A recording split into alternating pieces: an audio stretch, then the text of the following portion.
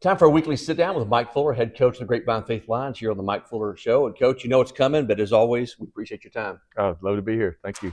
Well, Lions win in a convincing fashion, 56-7 over the Lions of Lubbock Trinity Christian last Friday. It felt a little different with the 12:30 kickoff, but obviously the change of schedule didn't affect the team. You guys really came out and executed on both sides of the ball. Yeah, I was really pleased. It was a great. I thought it was a really good adjustment because earlier in the week, Lubbock had been asking if we could start a little bit earlier because of the weather. You know, they've got a long way to go. I think the game before they played in the Metroplex, they got home at 3:45, and that's rough on a it's rough on coaches, rough on kids. Sure. It's not safe, everything. So they had asked if we could move it up, and looking at the radar, it seemed like a good idea. And then as the week progressed, that radar looked more and more, the forecast looked more and more like it was going to come in at about 5 o'clock, 5 or 6. I think it came in more like 6 o'clock. Yeah. But we did get some pretty severe lightning that day, so it was really encouraging to me that both schools were able to adjust, that we were able to play it at 12:30. It kind of worked out that elementary and middle school already had a early release because of Faith Gives. I just thought it was a great atmosphere. It was a lot of fun. I told the kids after the game, I said, you might remember this as the greatest day of school that you've ever had, because we've already played a football game and won, and you wouldn't even be in eighth period yet. Right. When we finished the game. But yeah, it was, football's about adjustment.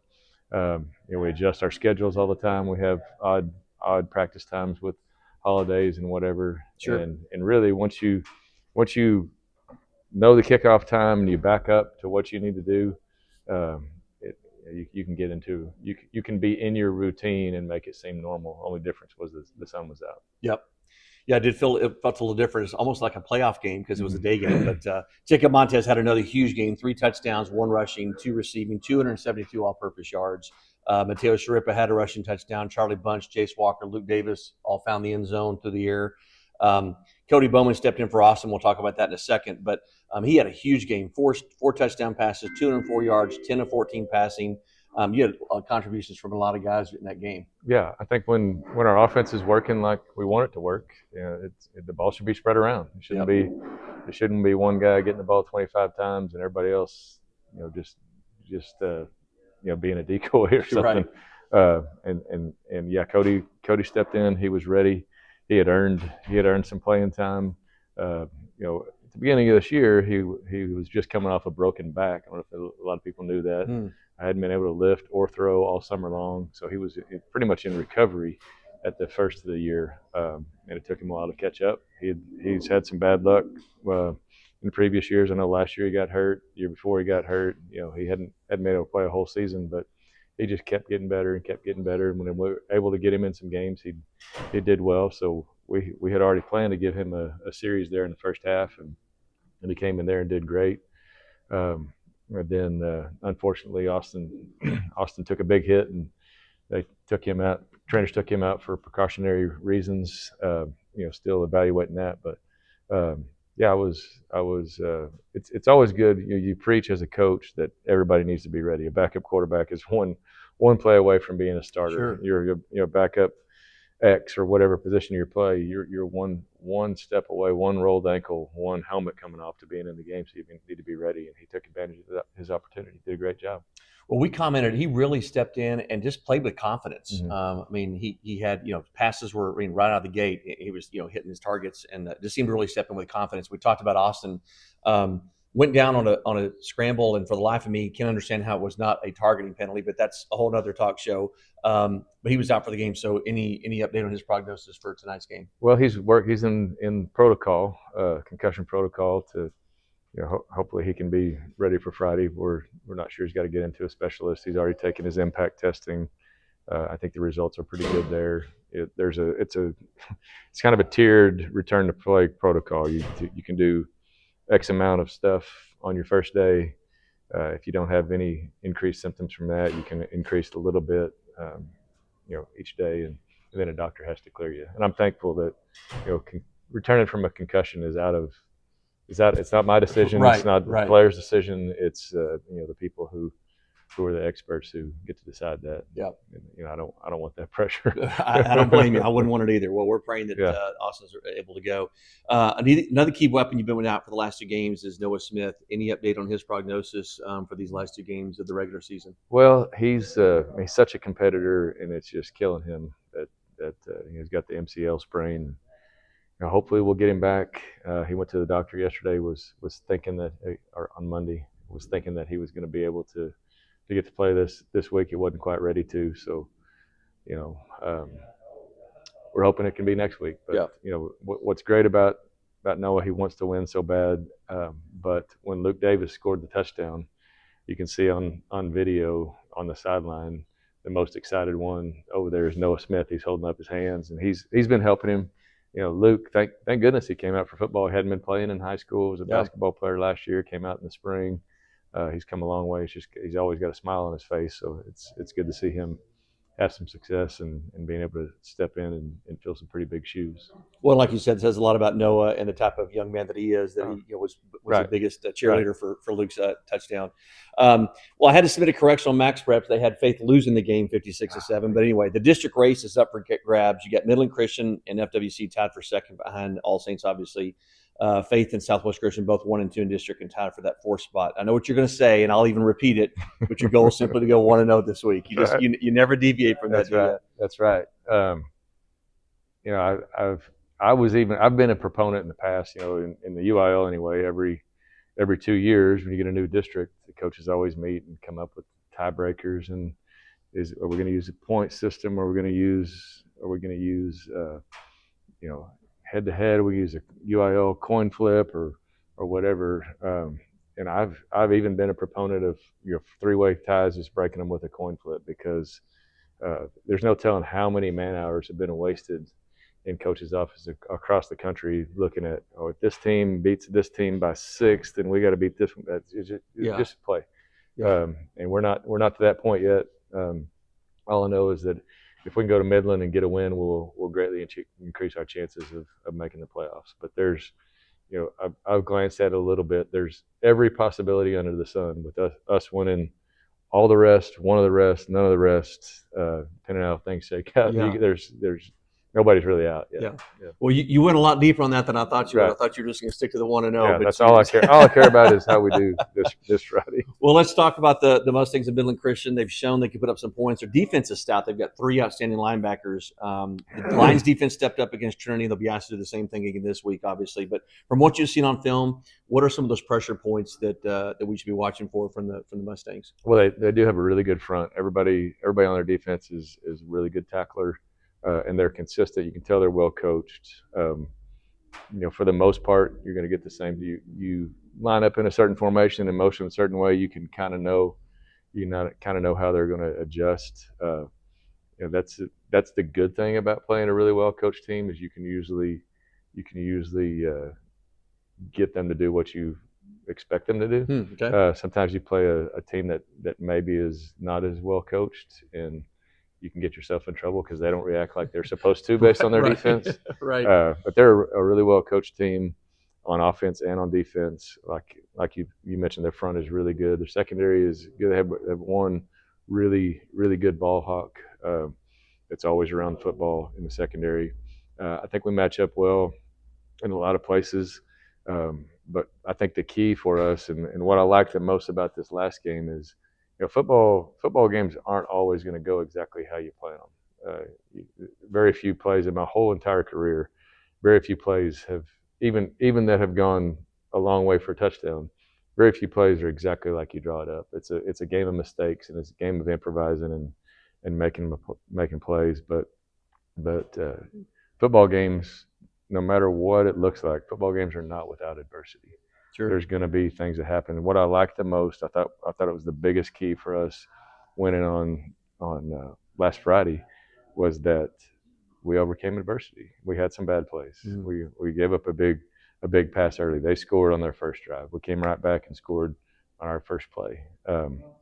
We had a turnover. We had a mistake or two that led to a punt, but nobody flinched. Nobody got down about it. They really embodied what we want to have, and that's a next play attitude, next play mentality, and just put everything behind us and play what's next. And that's going to be the key, For sure. I think, for Friday night and the rest of the way. That's great perspective. Well, I know coaches of any sport, you're measured on your win-loss records, but I'm curious, are there some other things you can point to with 2 games left of the season as you look at this season so far, that you can, that your team has shown you, that's giving you confidence, and that you're like, man, this team has stepped up in some of these areas that maybe you didn't expect, or maybe you did, but just kind of curious what some of those takeaways were outside of a one-loss record. Right.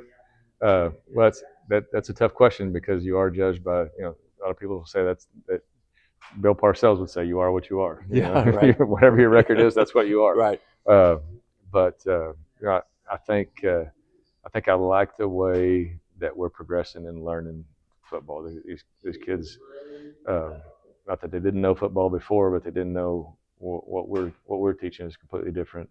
So there's been a lot of knowledge gains, a lot of retention there, and they've learned a lot in a short amount of time.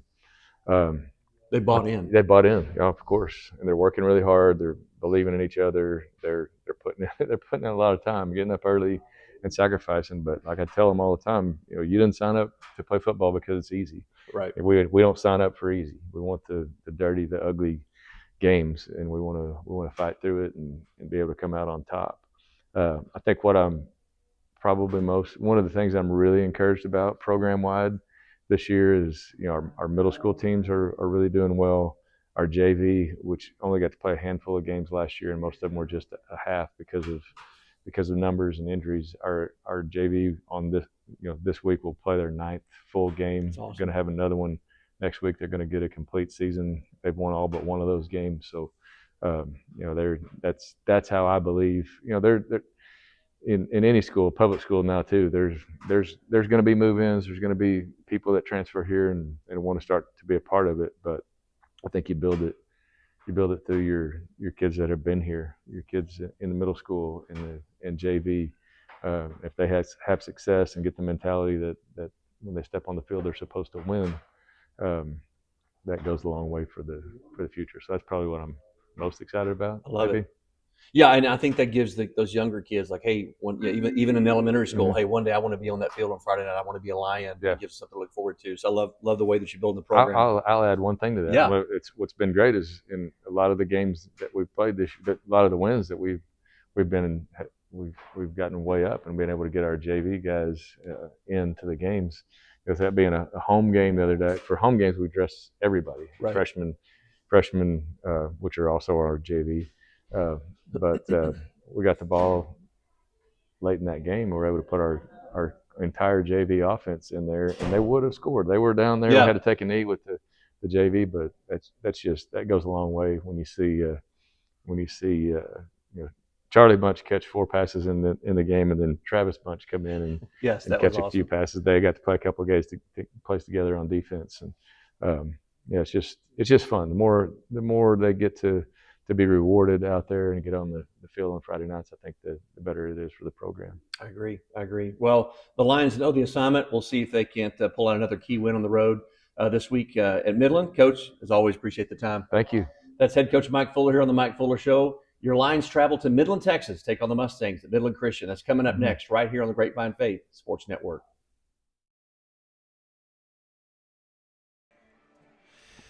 Welcome, Grapevine Faith Lion fans. Friday night here in Midland, Texas. We're at Gordon Awtry. I almost said Gene Awtry. Gordon Awtry Field in Midland, Texas. Steve Anthony alongside Jack Wharton, the great Brian Partridge, our producer-director, and a guest camera operator tonight, Doug Atkins, filling in. Appreciate him making the trek out. And we are also joined at some point tonight. No, we're not. But we're hosted by the great Scott Kidwell. You guys have heard Jack talk about Scott Kidwell. Yeah. No. Who lives about less than a mile, like a block from the stadium. A block. We walked. And so we're glad. He will not be on the air. We've got his handler keeping him at bay. Yeah. Well, we're here at, like I said, Gordon Awtry Field, campus of Midland Christian. Beautiful, beautiful stadium. Reminds us, we were talking before get on the air. Reminds us a little bit of SMU. So there's a lot of brick on each end zone. There's kind of some brick. They got a spirit red store, brick. Concession stand, and and red brick. Yeah. So, Lions just taking the field, coming out of their tunnel. All white uniforms tonight, white pants, white jerseys with the red numerals and the navy helmets with Faith lines and script on the side. Midland Christian Mustangs, they are in their tunnel getting ready to make the trek out. So, Jack, we talked a little about this earlier tonight before we joined on the air, and that is we talk about a must-win. One of these next two, you would think, possibly both. Yeah. There's a lot that could happen, and we don't want to what if ourselves to death. But I think this is a game you got to set the tone early. You're going to have to come out and win this football game. Yeah, I think last week we talked about a must-win. That just got you to this week, and I think this is a must-win again this week. And we got a lot of other things that are going on. Different teams are playing different people tonight, and if one goes one way, then it's a different formula. But for us, I think if we win both games, well, obviously if we win both games, we're going to be in the playoffs. And I think this is a key to tonight is making sure that we win tonight. Now, this is going to be a tough contest. We've got some players out, as you're probably going to indicate in a bit. And I also think that, we're also facing a very tough opponent tonight as well. Well, Midland Christian, their only loss on the season, their only district loss is to All Saints. So get in line. That line forms it to the right and wraps around the building. They lost 45-10 last week, but they beat FWC 31-24. They beat Southwest Christian 56-14. And their non-district schedule was, with the exception of Bishop Lynch and Cornerstone Christian, they played 3 UIL teams, public school teams. Just being out here in Midland is kind of isolated, so there's not a lot of other options for private school. But their last 2 games are obviously tonight against the Lions, and then they're at Lubbock at Trinity Christian, which you would assume that they probably win that game. So whoa, what are you saying that way? important matchup tonight that you're going to see. The Captors are taking the field right now. Another important matchup that we're going to watch up tonight is All Saints and FWC. So captains tonight, Coy Hayes, number 20. We'll talk about him in a second. This is for Midland Christian. Number 34, Isaiah Matthews. Number 72, Rowdy Pierce. And number 12, Brady Young. We've actually talked about Rowdy Pierce. He seems like he might be a rodeo guy here before things get too long in the season. Captains for the Lions, number 52, Corbin Irwin. Number 62, Jensen Anthony. Number 1, Austin Cosby. Number 55, Austin Odette. And number 5, Noah Smith. So do we see Noah Smith in uniform? Austin Cosby is not. Austin Cosby's still on concussion protocol from that helmet-to-helmet hit last week. And so he is out tonight. Cody Bowman taking the reins. The junior quarterback did a great job. We talked about him last week, Jack, coming in. Did a great job of really maturely stepping in, a lot of confidence, took care of the football. And I think tonight that's going to be one of the keys. You've got to take care of the football on offense. Cody's got to be smart with the football. Defensively, you've got to stop the run, and you've got to control the perimeter. And they struggle with that against Southwest. And, again, you've got some weapons tonight. Interestingly enough, Midland does not have any offensive stats on Max Preps. They have a lot of defensive stats. Their senior, Coy Hayes, they've got 3 amazing linebackers in their linebacker core. Coy Hayes, 104 tackles on the season, averaging 13 tackles a game. He's number 20, so we'll be calling his name a lot, I would think. Senior Caden Bishop, averaging about 10 tackles a game, as is senior Brady Young. So, again, big matchup tonight. We talked about FWC and All Saints. And then your Lions coming off that 56-7 win last week against Trinity Christian out of Lubbock. Again, Cody Bowman stepped in huge. And offensively, can they protect the quarterback tonight? They're going to have to keep Cody out of trouble. And hopefully we talked about earlier, taking care of the football. Yeah, I think also one other thing I would add to the importance of tonight's game for Faith is going to be time of possession. You got to make sure you hold on to the ball as long as you can without, long sustained drives is going to be good for Grapevine Faith tonight. We'll pause for a prayer and then the national anthem. We love you and honor you for who you are. Today we offer up this prayer. First, we ask that you watch over the teams. We ask that they play with integrity and with all of their ability. Please let them not quit, give up, or give in. May they never take this opportunity for granted. For the band and the cheer teams, we ask that they be strong and positive supporters for their respective teams. For the coaches, we ask that they demonstrate the spirit of healthy competition, regardless of which team wins or loses. They show appreciation to all individuals, families, and groups that have come out to show their support tonight. For the parents, we ask that they be excited to watch their team play and compete. May they always remember that this game is not light. Keep them patient, kind, and cooperative. We ask for safety on the field and for all participants, and safe travel home for all at the conclusion of this game. Most of all, we thank you for Jesus and for allowing him to die on the cross for all of us. Dear Lord, we just thank you for all of this, and we ask this in your Son's most precious name. Amen.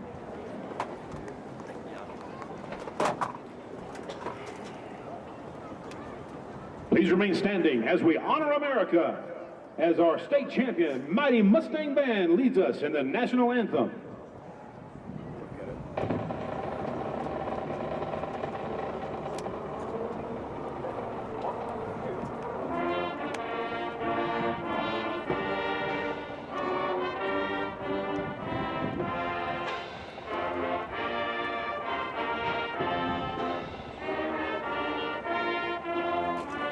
This.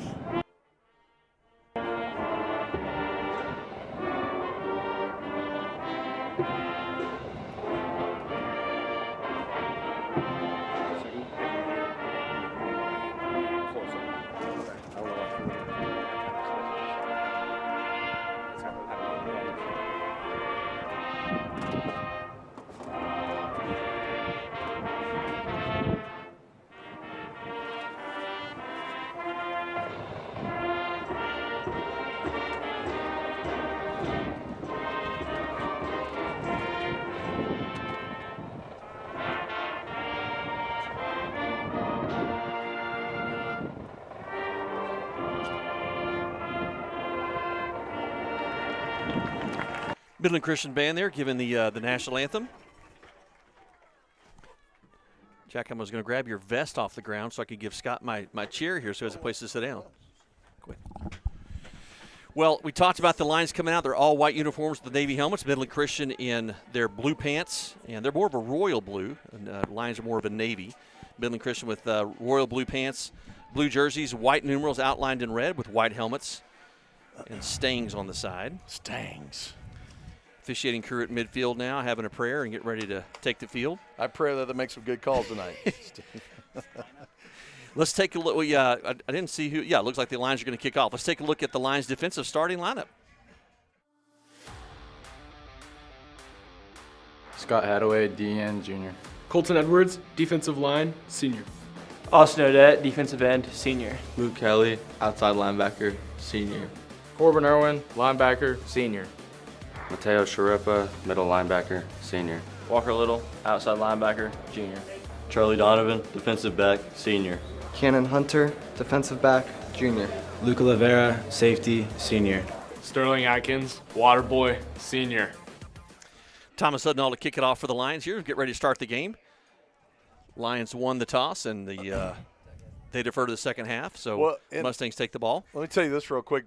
The fans out there, Steve really got the worst seat tonight. This is the first time in about 8 years that Steve got the worst seat in the box, so I'm glad that happened. I got the Jack Wharton treatment. Yeah. Well, they are ready to line it up. We're waiting for the clock operator to reset the game clock. It's still counting down from a minute and a half. So we got the broadcast ready to go. I don't know why these guys are delaying it. Man, really impressed. Midland Christian, I will say this. We know historically they've got a great broadcast team. The student-led. It's amazing. They've got a big video scoreboard on the end with their showing the video broadcast. We're on the home side. And, Lions fake an onside kick there. Oh. Little tomfoolery there. Manny Mansakis now the special teams coordinator. Here's Hudnall to kick off. There's a booming kick. Not even a chance. It's almost through the uprights. Yeah. That was absolutely plowed through the end of the end zone. That's what we're used to seeing from Thomas. I was going to say, this is almost like it seems like the field was too short based on that kick that he just made. Senior number 4, Luca Rivera, with 2 interceptions last week. Looking for him to have a big game. Obviously, Corbin Irwin's going to factor in. Scott Hadaway, looking for him to have a big game as well. Charlie Donovan did a great job on coverage, as did Cannon Hunter last week. So the defense has really got to step up tonight against a very strong Midland Christian Mustang football team. Jackson Franco, he's a freshman. Quarterback, apparently he's already been in contact with Notre Dame. They've reached out to him. This kid apparently is all that. So be calling his name a lot tonight. 2 receivers on the far side, 1 on the near side. There's an inside handoff. Taken down nicely there by Walker Little. Yeah, you're talking about the quarterback position. You also got to look at number 3, Callaway Rodriguez. That's the kid that's going to be the kind of the go-to wide receiver for the Mustangs. Yeah, that handoff was to Brody Todd, the senior. But you're right. Yeah, Rodriguez right there in that slot position. We got to keep an eye on him. He is an absolute game game changer. Gain of 4 on the play brings up 2nd down and 6. Mustangs at their own 29-yard line.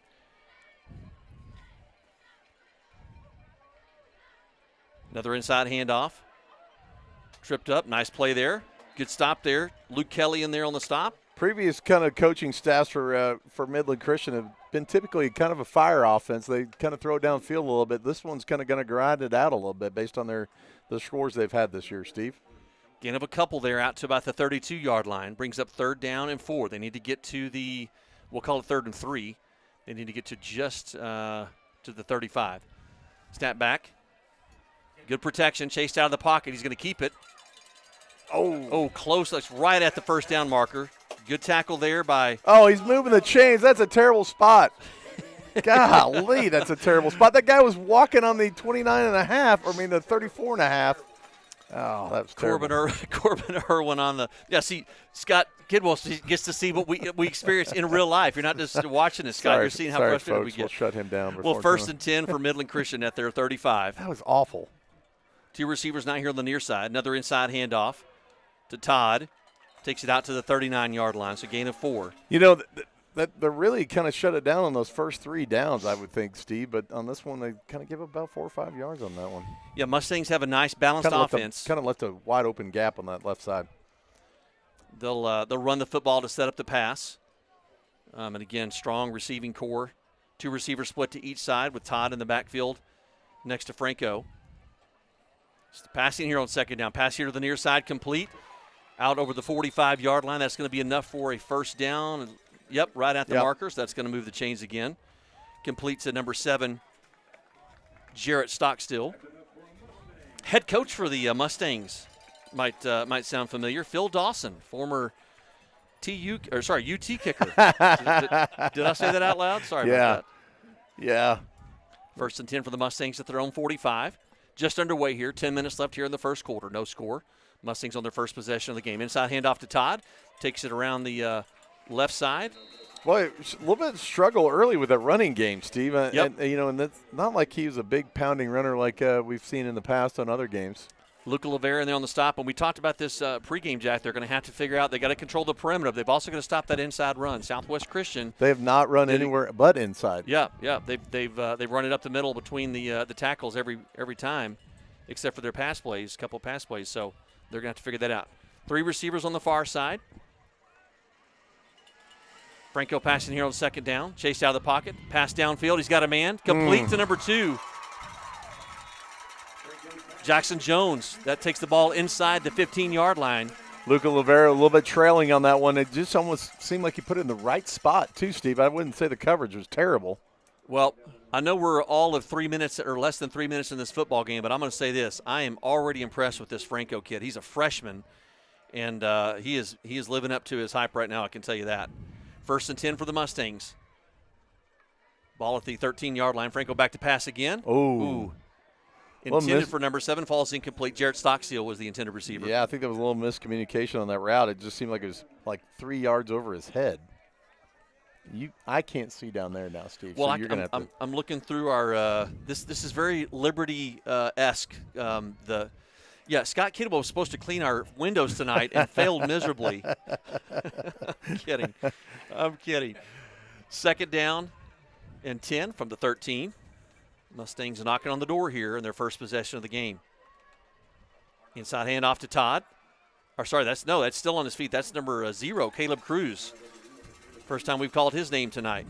And he stumbles forward for a gain of about 6. Nice drive here by Midland Christian. They're just kind of driving it right down the middle. I would say that they've gained all their yardage on the ground versus some of the air. Well, I guess they had a big throw there. Well, I said gain of 6. How about a gain of 9? Flip that 6 upside down, gain of 9 there. So 3rd and 1, ball on the 5. So they can get a 1st down without scoring. Another handoff to Cruz. Yeah, trying to sneak through. He kind of slid off the guard there a little bit, still on his feet and driving forward. Kind of a tush push here. And we'll see where they spot it.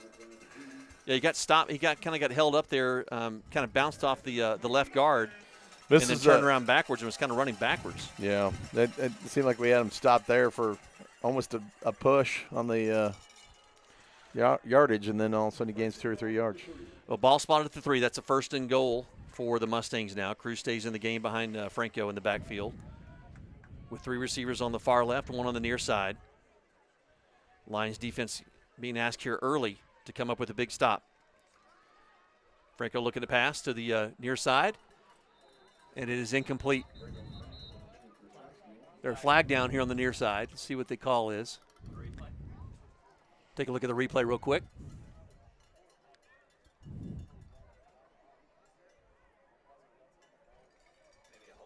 Yeah, it's going to be at the offside. Offsides against the Lions. Charlie Donovan offside. That's a little hard to do as a defensive back, but I can't see that far if the ref was incorrect. I guess he was right up on the – yeah. Jack, you'd be glad to know I do not have my walkie-talkies in that, so I cannot try to listen in on the officials. I can't do it anymore. It drove me absolutely batty last week. I couldn't do it. When they admitted to a helmet-to-helmet, but it was no penalty because Austin Cosby was going down, I couldn't do it anymore. That play's blown dead. Looks like we've got another illegal shift. False starters, illegal shift of some sort. Let's see. Unless there's another offside on one of the safeties that's in the end zone. Let's see. Yeah, false start, legal procedure against the Mustangs. That's going to back them up 5 yards. Remains first down, first and goal, but back the ball up to the 7.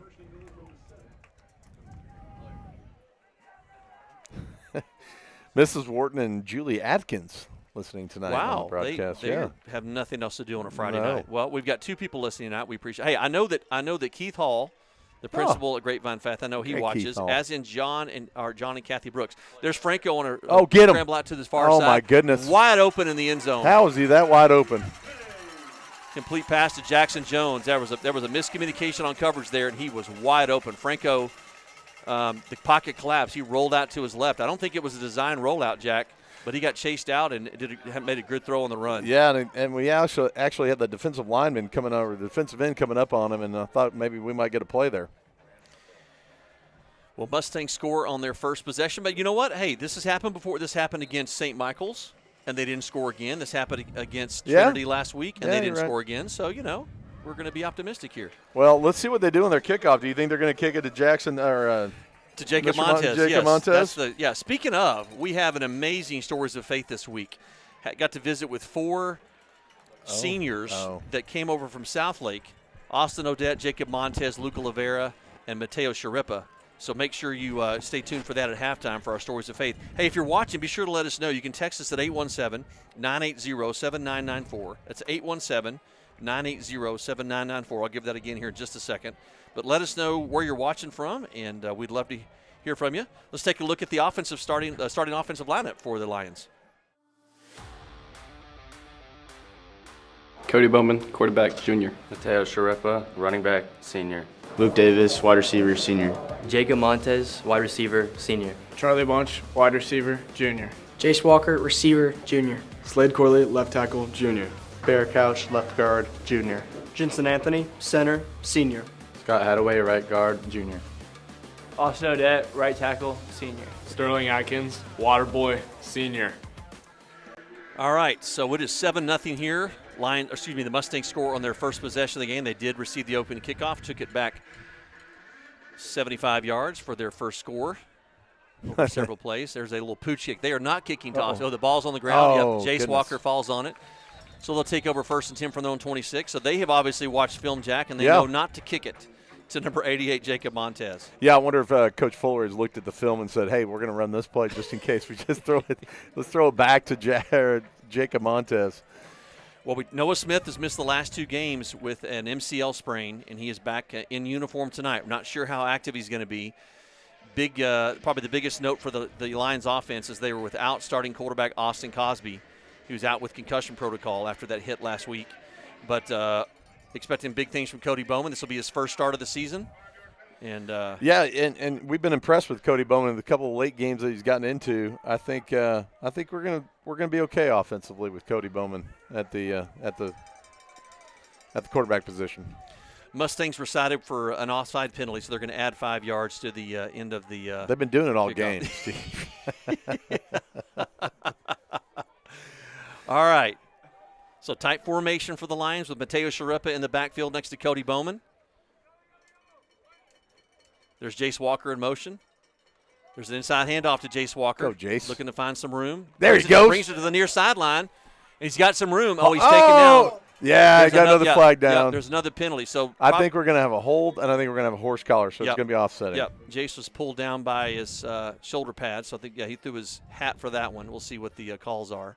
I think it's going to be a hold on this end over here, but that's just my guess based on where he threw it. Lions left Grapevine Faith this morning around 9 a.m. to make the trek out. And pretty good showing. Our fans are kind of spread out on the far sideline. There's kind of a contingency right there at about the 40, 45-yard line, and then there's other little pockets. Well, I think it's such a big visitor stand that we're not used to it. I think everybody didn't figure out how to sit close together. Yep. Yeah, Jack, we can close that window if you want. Yep, holding against the Lions, and then the horse collar tackle.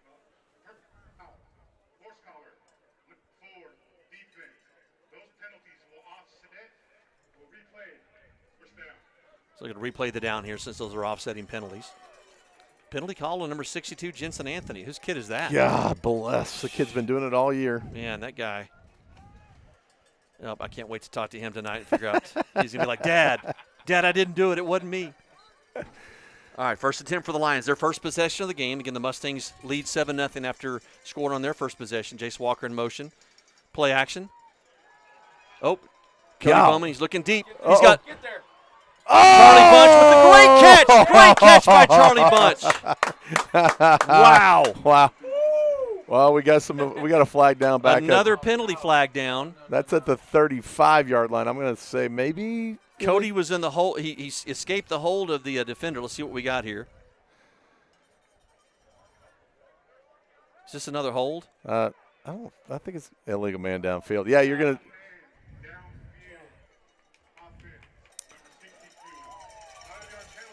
well, they call that on Jensen again. What the heck?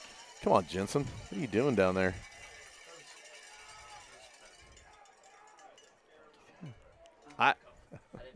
Wow. All right, 2 plays, 2 penalties. Jack, do you want to jump in here with how great this officiating crew is going to be tonight? I didn't say anything about the officiating crew yet. We were one play into the Southwest Christian game. You're like, hey, these guys are going to be pretty good. I thought they looked healthy. Cody Bowman is a pass across the middle. In and out of the hands of Jacob Montez. But going back to that play previous, though, Steve, that was a very veteran play by Cody Bowman. Nothing rattled the kid to get that pass out there. I think that was a really good play. Makes you kind of feel good about the rest of the game coming out of Cody Bowman.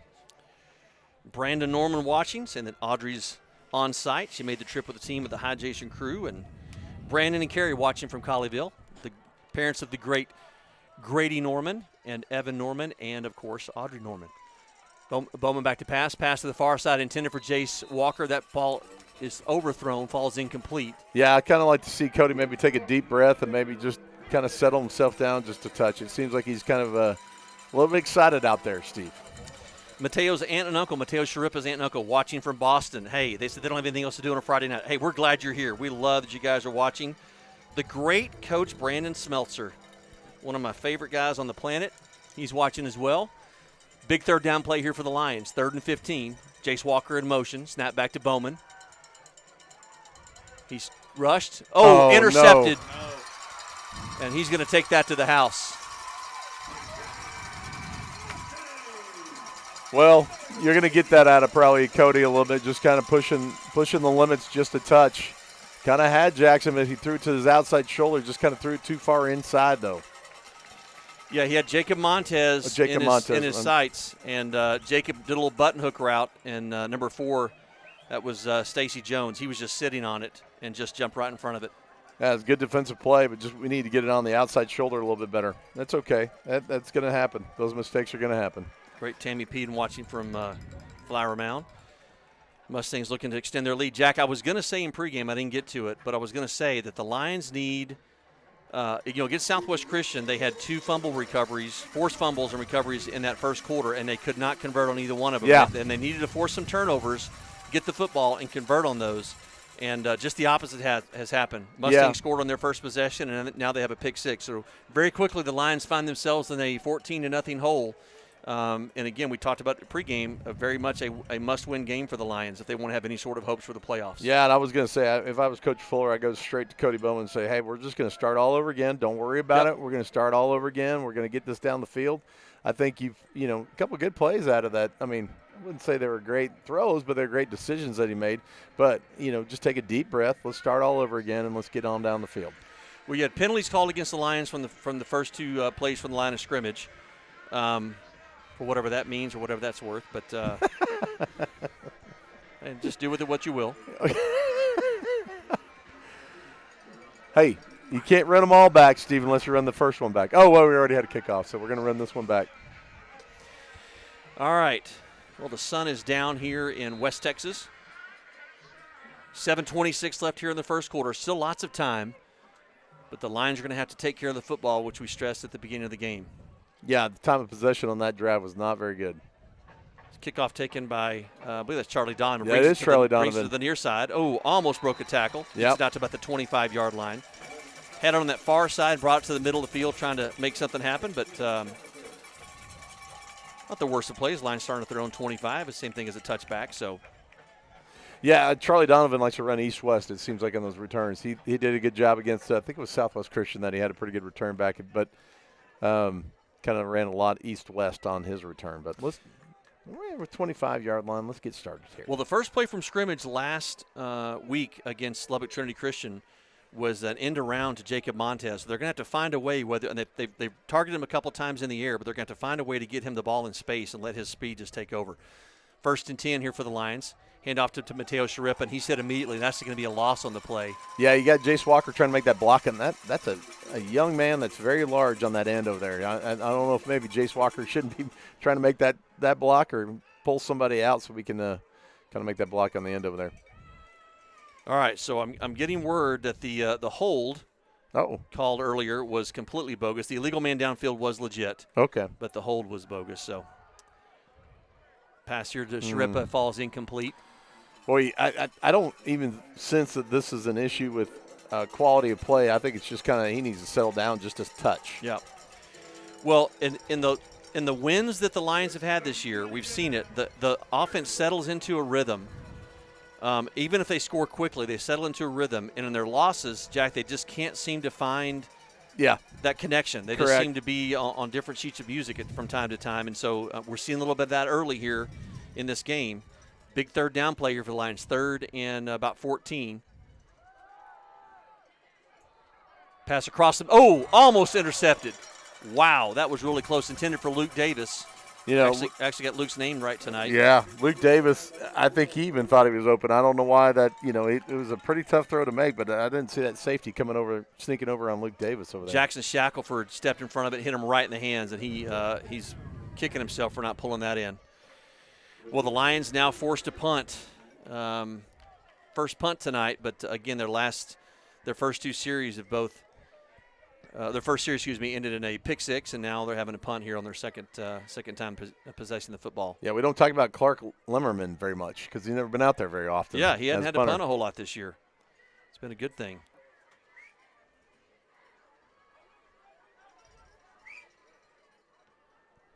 Gets the punt away.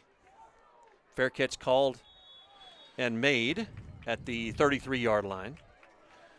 Well, Caleb Cruz. And I'm not going to say, all right, those two drives have not been the best, but I mean, still recover from this. I mean, just settle in. Here's the thing: we've been on the opposite side of this before. We've been the team that goes up quickly, 21-0, 14-0, and we know how defeating that is to the other team. So you put a lot on the shoulders of your defense here with a 14-0 lead that you've given the Mustangs. There's still 6:45 left here in the first quarter. So this defense is being asked to step up huge, and Mustangs did a good job of running the football in their very first possession. Hey, they ran an interception back for a touchdown. We can do the same thing. No doubt.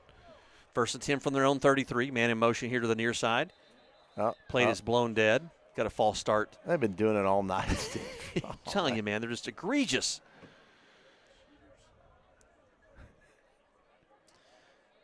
Beautiful night for Texas high school football. Clear skies.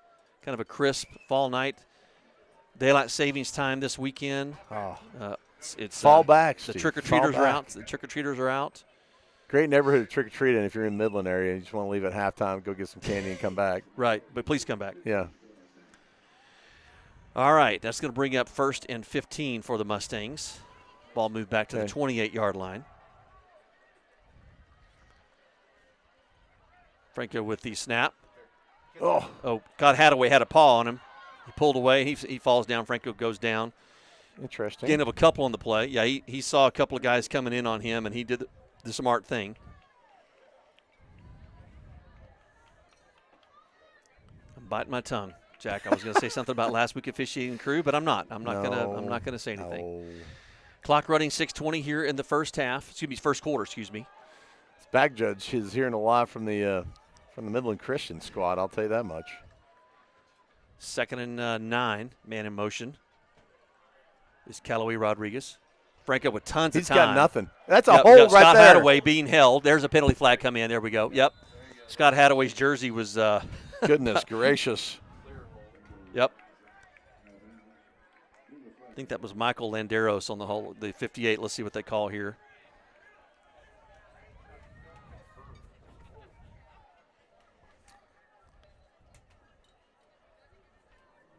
Holding on the offense.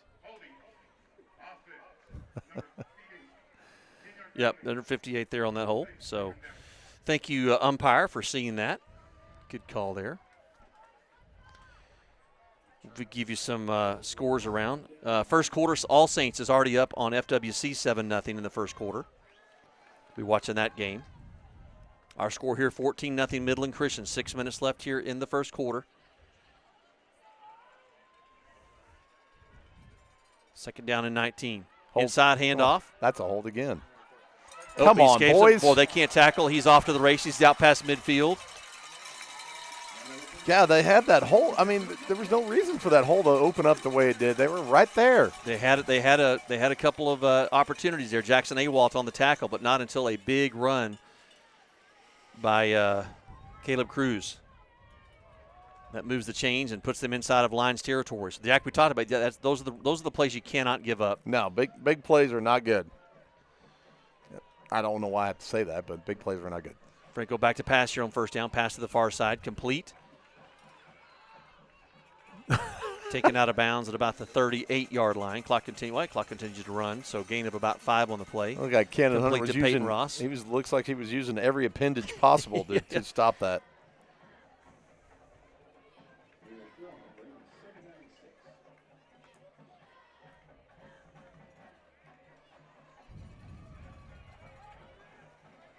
Second down for the Mustangs now from the Lions' 39-yard line. Franco takes a snap. Rolls to his right. Looking to pass. Finally throws the ball away. Man, dude, I'm telling you, this kid is mature. As a freshman, he's smart. If the play's not there, he's done that twice. He's thrown it away. Franco is a really, really smart quarterback. Very incredibly athletic. Clearly he can run. He's got a great arm on him, so Lions have their work cut out for them tonight.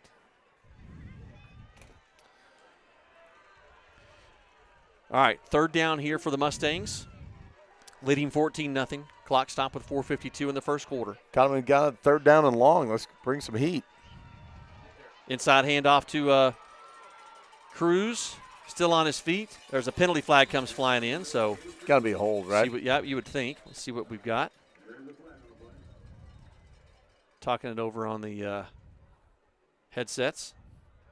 And our very laid-back referees I was tell going to us. say, they don't really make a hustle towards the flag. Let them play, we're hearing from the Mustang crowd. Yeah.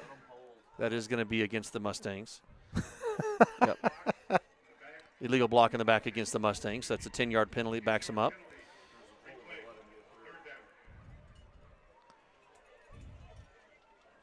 Well, we knew this Mustang team was very, very stout, Jack, and they've shown it very quickly here in this game. Yeah.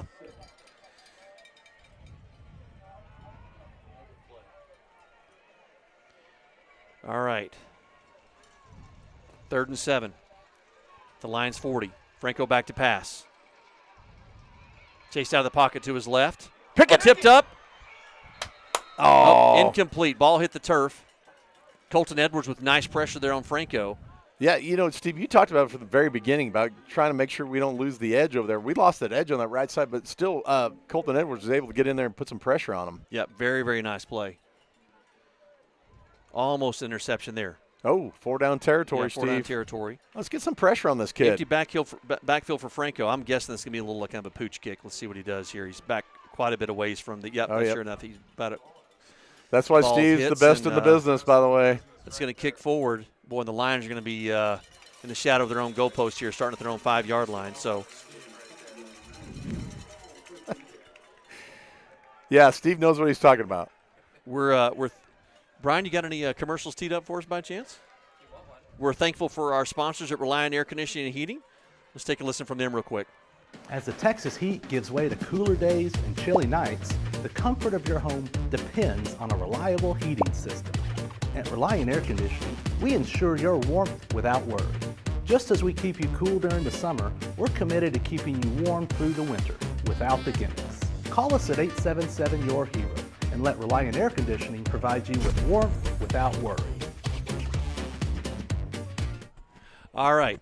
Franco, inside handoff. What we got? Oh, sorry. That's a late. Come on. That's come on, refs.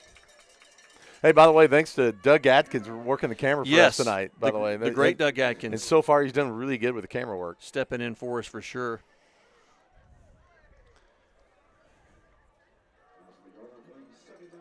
Second down. We got to get out of long. We got to get out of 3rd and long, Steve. That's where we don't want to be tonight. Man, we had that last year. We talked about the importance of not being in those 3rd and long situations. They just absolutely kill you, and they force you to make mistakes. And you're right. We got to avoid those. Snap back to Bowman. Pass here on the side, complete to Jace Walker. Catches it, gets out over the 15-yard line. That's enough for a Lions first down. That's going to be their first Plains Capital first down of the game. I was going to say, yeah, Plains Capital first down there.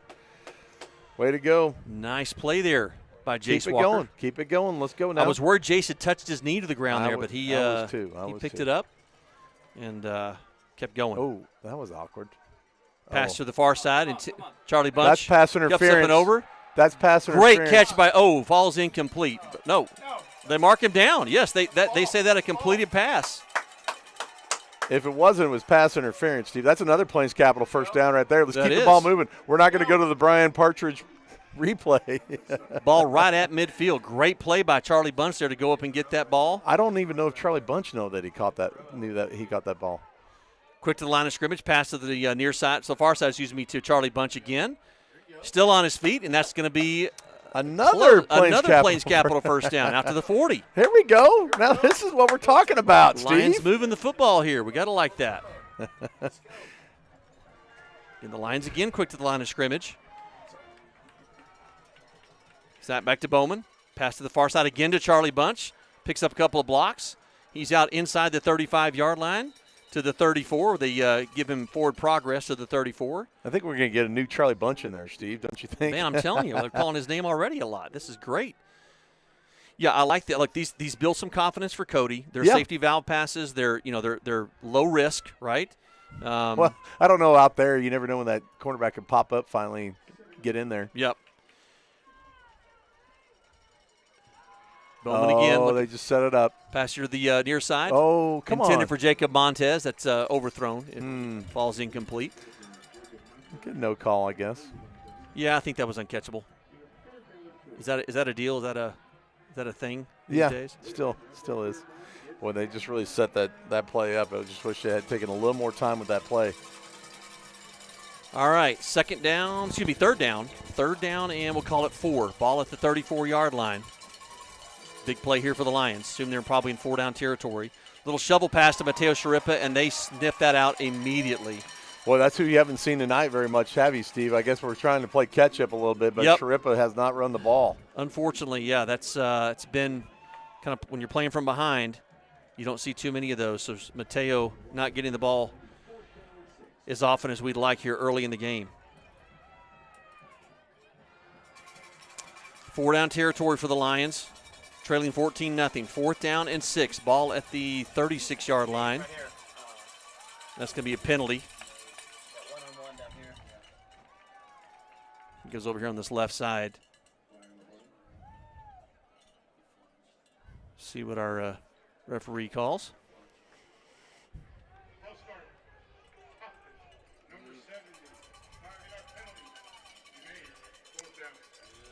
All right. They are bringing Thomas Hudnall in for a 58-yard field goal attempt, Jack. I'm gonna pull a Steve Anthony here. I was gonna say, do we want to guess what's going to happen here? I think they're going to snap it directly to Thomas Hudnall for a pooch. I think it's going to go straight to Thomas. Yeah, there's nobody back, so let's see if they can't pull off a little pooch kick, much like the. Nope. Are you kidding me? That ball is up. Oh! Just short. That was not bad. Oh, Jack, my he did not goodness. miss by much. That was a 40. That was good for 40 or 56, 55. From 55 to 56. It's almost like the Phil Dawson kick in 1995 against Virginia. Nobody remembers that. Wow. I am beyond – you missed the field goal, but by golly, that was a great attempt by Thomas Hudnall. I didn't think that even had a chance. And I'm going to tell you right now, there's some guy out there that is very upset at Coach Fuller right now. Do you know who that is? Who's that? Coach Brian Morgan of the soccer team. If that guy had hurt his leg, he'd be really irritated with Coach Fuller right now. I'd tell you another player that's going to be mad at him is if he got hurt was Knox Wharton out there. He's his only best defender out there. All right, Mustangs with the 14-0 lead. They take over from their own 41-yard line. Inside handoff to Cruz. Bust out over the 45. Yeah, if I'm going in the, after the quarter here, the discussion is going to be we got to stack that line because it looks like they're going to try to beat it down our throats with a run. I think we're playing good defensively on the pass defense, but on the run defense, we really got to stack that box a little bit more than we have been. Yeah, that one long pass play, but other than that, I think the secondary's played well. Yeah. Franco back to pass. Great protection. See, Scott Hadaway's trying to pull away from that pass is complete. Yeah, when you give Rodriguez. When you give your passer 5 seconds, that's going to open up a lot of passing lanes for him, and that's where we got to get some pressure on this kid. First down play for the Mustangs. Moves the chains and gives them field position inside Lions territory at the 45-yard line. You know who Jackson Franco should be happy with? His offensive line. These kids are really pushing these guys back a little bit. Yeah, he's had good protection in that for sure. They don't really look that big. They're not like All Saints big. Yeah. Pressure on Franco. Across the middle. Ooh, in and out of the hands of Rodriguez. But if you watch excuse me, that was Peyton Ross. Sorry, go ahead. No, I was just going to say, if you watch Luke Kelly trying to come in from the end to try to put some pressure on him, they're pushing him way outside, and he can't even get back to the quarterback. We got to get some direct pressure on Franco. Number 9, Jackson Griffin's also another one to watch.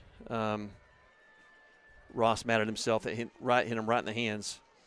And don't know if he would have scored on that, but it would have been a very nice pass and catch by the Mustangs. But instead, stops the clock, 45 seconds left here in the first quarter. Looked a little confused on defense there. Franco play action right across the middle. That's goodness. Complete to Rodriguez. Takes it inside the 15, down to about the 21-yard line. Got a lot of bodies flying around there. I'm surprised it even got through there, Steve. Well, give the offensive line credit. They definitely give Franco a lot of protection. And when he's been forced out of the pocket, he's made plays on the run as well. So, again, athletic team here. And they're threatening again here with about 26 seconds left here in the first quarter with the clock running. They really got to flip the script here and get a turnover or some sort of defensive stop. They're going to let the quarter run out. Yep. Mustangs are going to be happy with that 14-0 lead here in the first quarter while they're getting threatening. Pam and Rick Jensen watching from Berkner Park Richardson, Jensen Anthony's grandparents. I want to give big thanks to Reliant Air Conditioning and the Stewart family. They're proud sponsors of Faith Christian School. Reliant Air Conditioning provides comfort to homeowners who don't want to be taken advantage of. Their service techs don't work on commission, and they don't use shady sales tactics. So call 2 other companies first, get their price, and then call Reliant Air Conditioning at 877-HERO, and you'll see how they've been gimmick-free since 1983. 877, your hero. Thank you, Jack, for that no-charge promo there. Hey, maybe Robin's parents can let us know if Richardson Square Mall is still open these days. I don't even know if it's still open. It is not. Well, if it is, I think there's a Sears and there's a Kodak film. There's not a Kodak. There's a little Kodak film hut out in the parking lot to get your film processed. I was doing some charity work back in the day at the Sears. over there at Richardson. Charity work at Sears. What does that entail? Well, it was some sort of soccer deal that we did. So, but yeah, spent an afternoon that I'll never get back in the rest of my life. So. All Saints up on FWC 10-0 now. That's in the second quarter.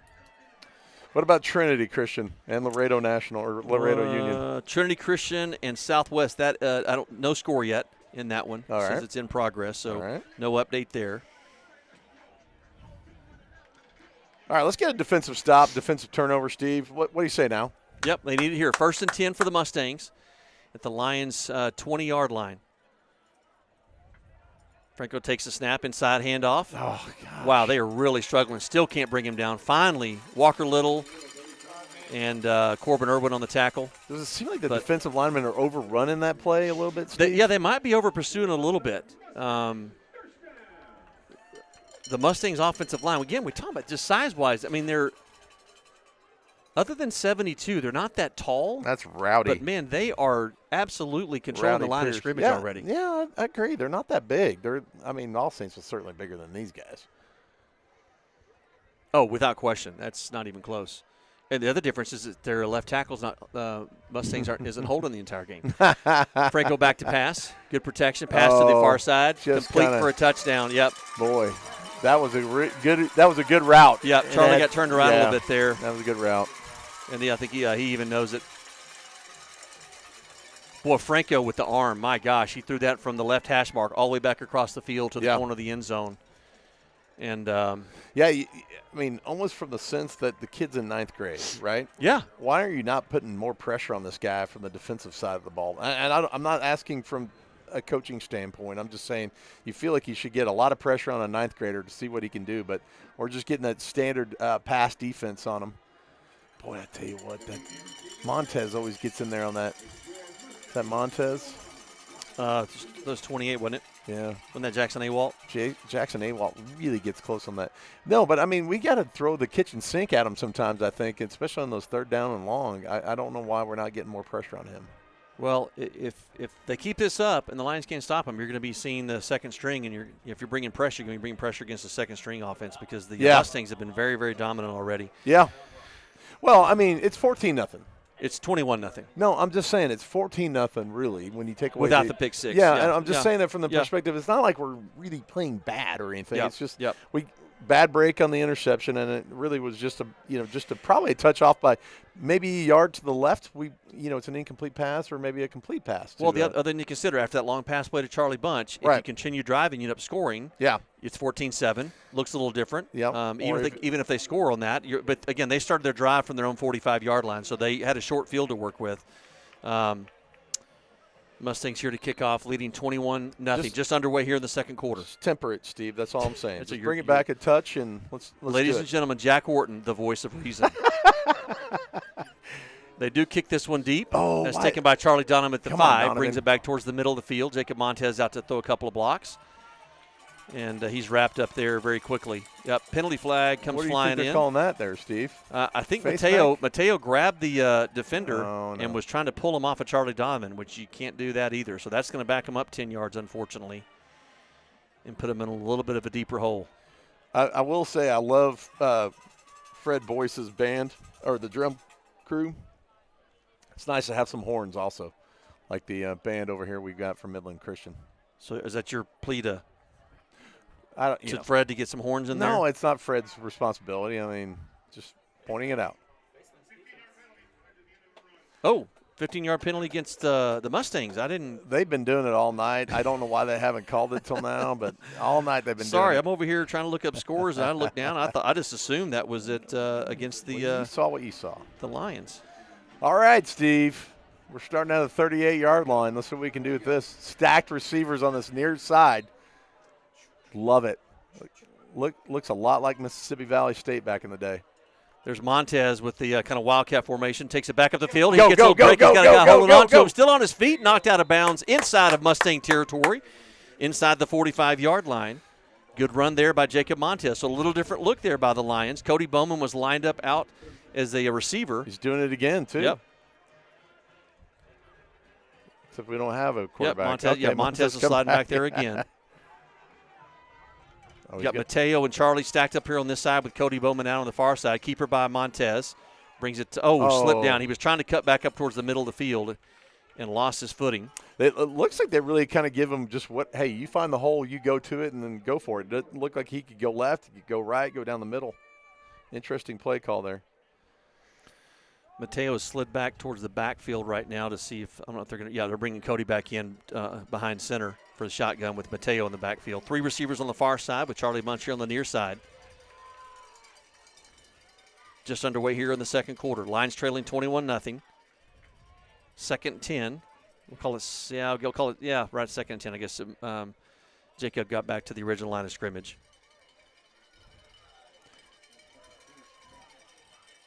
Bowman takes the snap. Oh. There it is. He's got Charlie Bunch on the far side, on the near side. Caught by Charlie Bunch inside the 10-yard line. Boy, big passing catch there by Cody Bowman to Charlie Bunch. Our guest in the booth saw that a mile away. He knew that play was going to come. Kidwell. Boy, I tell you what, I hope somebody's listening Scott tonight. will be reading palms and telling you your fortune at halftime. Just come up to the booth. Yeah, and kind of the inside handoff to Sharippa. Quick play from the line of scrimmage. He stacked up there immediately. I was going to say Sharippa actually on that previous play kind of ran underneath, kind of brought everybody forward, and that took Charlie Bunch wide open deep. First and goal for the Lions. He got nowhere on that. They stopped him right at the 7-yard line. Hey, we talked about it last week too. This Cody Bowman's got a pretty good arm too on him. Yep. I mean, we're not losing much arm strength between he and Austin, but I mean, Austin's got a little more experience. The obviously, IQ, the football. Yeah, again, Cody's a smart football player, but again, like you said, Jack, it just comes with experience. Second down and goal from the 7. Lions trailing 21-0. 9:20 left here in the second quarter.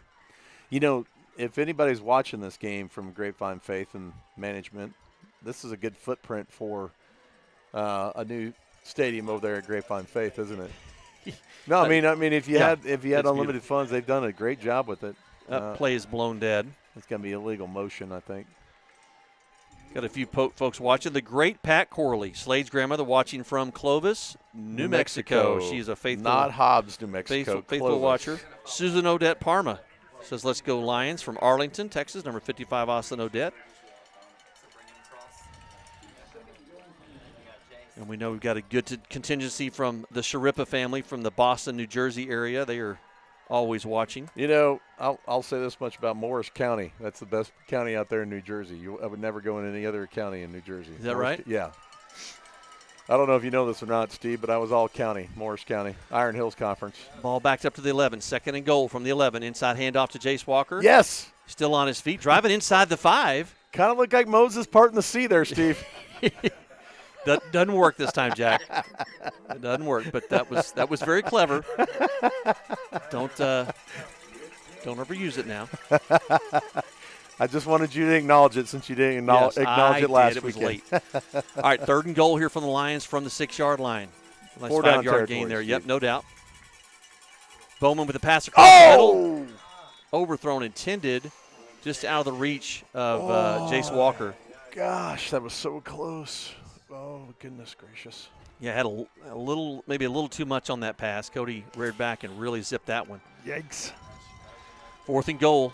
Lions down 21. They're going for it, obviously.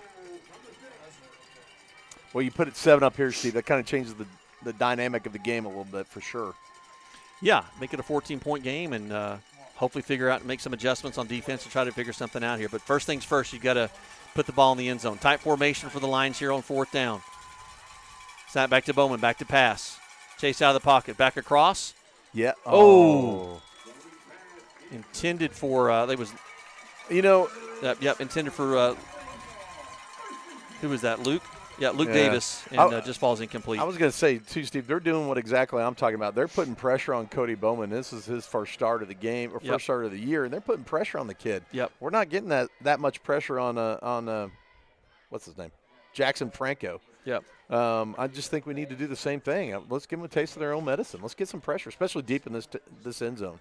Update from Fort Worth. All Saints now up 17-7 over FWC in the second quarter. And still no score on that Trinity Christian, Southwest Christian game. That's also being played in Fort Worth. All right, Mustangs take over first and 10 from their own 6-yard line after the Lions turn it over on downs. Big opportunity here for the Lions to try to make a stand on defense. There's a handoff around the left side. Oh, boy, big stop there. The loss of a couple, maybe 3 yards on the play. Let me tell you somebody we don't talk about very often on the defensive side of the ball is Corbin Irwin. I mean, the kid we don't talk about him very often because he's just in there. Yep. He's just directing people where he needs to go, and he's been a great athlete for us. Yeah, he got injured last year, which was just heartbreaking, but then he's come back for his senior year, leads the team in tackles, has really stood up. He's a captain on the team, obviously, and, to your point, Jack, has really led that defense well. Second down, loss of 2 on the play, 2nd and 12. Franco back to pass to the near side, complete, out over the 10-yard line. That's close to a first down, but it's going to be short.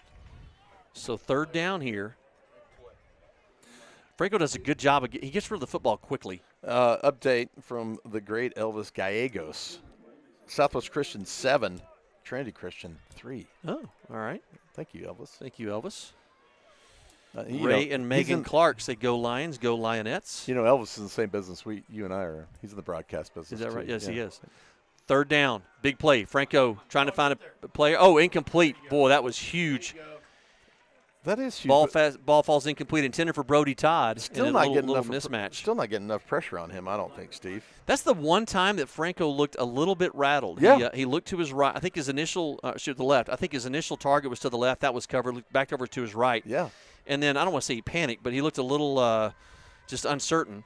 And he still, what the funny thing is, he still had plenty of time back there. Yeah. It felt like he kind of rushed that. So I'm saying it felt a little, Jacob Montez back. Boy, it'd be great to put it in his hands here and see if we can't get Brian Partridge is calling for a ball is snapped over the head, and that ball goes through the end zone for a safety. Well, the Lions get 2 points out of the deal, and then they will get the ball back after the free kick coming up. So, boy, not what the Mustangs intended, but the Lions will take it. Yeah, and I was going to say, Phil Dawson being a kicker, you figured the special teams would be the perfect piece of the coaching side of things, but guess not. Big thanks to our platinum sponsors, Chick-fil-A Grapevine, owner-operator Jarvis Boyd, Victory Church. Victory Church meets at Grapevine Faith High School on Saturdays at 4 p.m., on Sundays at 10 a.m. Paragon Eye Associates, Dr. Todd and Kayla Ford. Thank you, our sponsor, Paragon Eye Associates. They offer premier ophthalmology and eye care services at 2 locations in DFW. That's Premier Eye Associates. I enjoyed visiting with the Victory Church pastor. He was a really cool guy. Yeah. If you guys are looking for a church, that's a good place to go. His daughter is dating the great Noah Smith. Oh. If you know that or not. She's going somewhere else, right? She goes north. Is that our camera right there? Okay. We got a really, really tight spot. Apologies, folks. I'll tell him. Yeah, somebody want to text Doug? Doug, I'll text, zoom out a little bit. Text Doug. So free kick from the 20. That's taken by Charlie Donovan at the 30. Is the Lions 30-yard line, brings it to the middle of the field. Yes, go, there Charlie. You go, there Charlie. We go. Bring it to the other side. He's got a seam. No, don't. Oh, tries to stiff arm. Still in bounds. Finally knocked out of bounds. A big run back for the Lions. The Lions are going to have great field position here inside the Mustangs 30-yard line. Whew, Steve, we're starting to get this kind of momentum change a little bit. I feel it. Do you feel it? I feel the shift. Wouldn't it be great well, it could be some fracking or something, but I feel the momentum shifting a little bit. I think it's somebody's fracking out here in West Texas. Yeah. No, well, I could go look for the Frito pie, but Mrs. Wharton's listening. I don't want her to know I'm having Frito pie. There's no way I should have that after the doctor's visit there. All right, great field position for the Lions. Jacob Montez in a Wildcat formation. Cody Bowman out to the far left. Mateo Sharippa and Charlie Bunch stacked up. Jacob Montez keeps it, trying to find a hole. Slides through the left side and gets a couple of yards on the play. Gets down to about the 22-yard line. Yeah, good run there. I mean, we'll take it. I mean, I think what we're trying to have is some positive yardage on every play would be a good thing to do. One of the sweetest people I think I've ever known on the planet, Miss Alyssa O'Rear, saying "Go Lions." Oh, thank you, Alyssa. yeah. Love the O'Rear family. She and Clint, their daughters. They don't have anybody at school anymore. They do. They have their youngest daughter. Okay. Yep. There's a handoff to Mateo trying to get to the outside and just can't. Man, it's just not happening. Mateo's really challenged tonight. He needed to really cut inside on that one. That block just kind of ran off of him, and then it was open. Yeah, he was looking to see if he could get a block on the outside. Here's a penalty flag down. And I think that is. I think that's on the chain gang over there. Jacob Montez is clapping, so we think this is against the Mustangs. I have no idea what the call is. Yeah, it's on the chain gang, I think, Steve. The chain gang. Mark Bruger over there on the chain gang for the. Is that right? No, I'm just checking.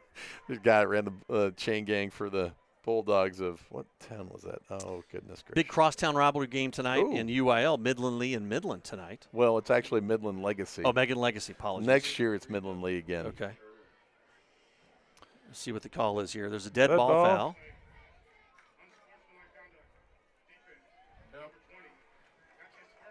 All right, so that was called on number 20.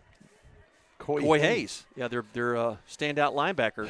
So that's a 15-yard penalty. That's going to give the Lions a first down. I haven't liked his attitude all night, Coy Hayes. He's been doing that all game, hasn't he, Jack? 5:57 left here in the first half. Lions trailing 21-2. Mustangs had the ball deep in their own territory, were forced to punt, and the snap went over the punter's head through the end zone for the safety. Why does 21-2 sound worse than 21-0 for some reason? It sounds weird, doesn't it? Yeah. Yeah. Well, Lions about to turn that around right here. 21-9. Mustangs defense has done a really good job of containing Mateo Sharippa on the run game tonight. Go. There's handoff to Mateo right up the middle, driving forward, and gets maybe 2 on the play. God, Jensen had a nice to hold that block for not holding, but he held the block longer than you would think. He did a good job there. Just couldn't get any yardage out of it. Mario and Maryland from Essex County, New Jersey, cheering for Mateo Sharippa. That's the worst county in New Jersey. Is Essex Hey, County. we want you. Stop, bite your tongue. Make sure you stick around for halftime. We'll talk about stories of faith here in just 1 second. 2nd down and 9 for the Lions. They're knocking on the door here. 5 minutes left here in the first half. Lions see if they can't put it in the end zone. And Jack, I'd be okay if they didn't leave that much time on the clock as well. For this high-powered Mustangs offense. Play action. Bowman here to the near side. Tipped up, almost caught, but then almost intercepted. It was kind of a jump ball there. Intended for Charlie Bunch. That ball falls incomplete. You're coming up at halftime, our stories of faith. Mateo Sharippa, Jacob Montez, Austin Odette, Luca Rivera, 4 seniors that came over from South Lake. This is Austin's 2nd year. He came over his junior year, but the other 3, Luca, Jacob, and Mateo, came over their senior year. Left arguably the best football program, definitely in Texas, maybe the nation. Some are saying the South Lake team is one of the best in the country. But nice young men, too. Yeah, all they're 4 of them. Phenomenal. You get to hear their stories of faith coming up at halftime. Be sure to stick around for that. We'll have the Lionettes and the cheerleaders as well if they perform. Bowman looking to pass. Chased out of the pocket, still on his feet. Pass back to the end zone, incomplete. Intended for Mateo Sharippa. I don't know that Cody gets the first down there, Jack. I don't think he does on the run either, but gets you closer a little bit too, Steve. Yep. But I liked his sight line down the field too. It was a good decision to make. It's just not really on target yet. Tough pass on the run, running to his right, throwing back to his left. Yeah, you're going to get a lot more passes like that in the next coming season for sure.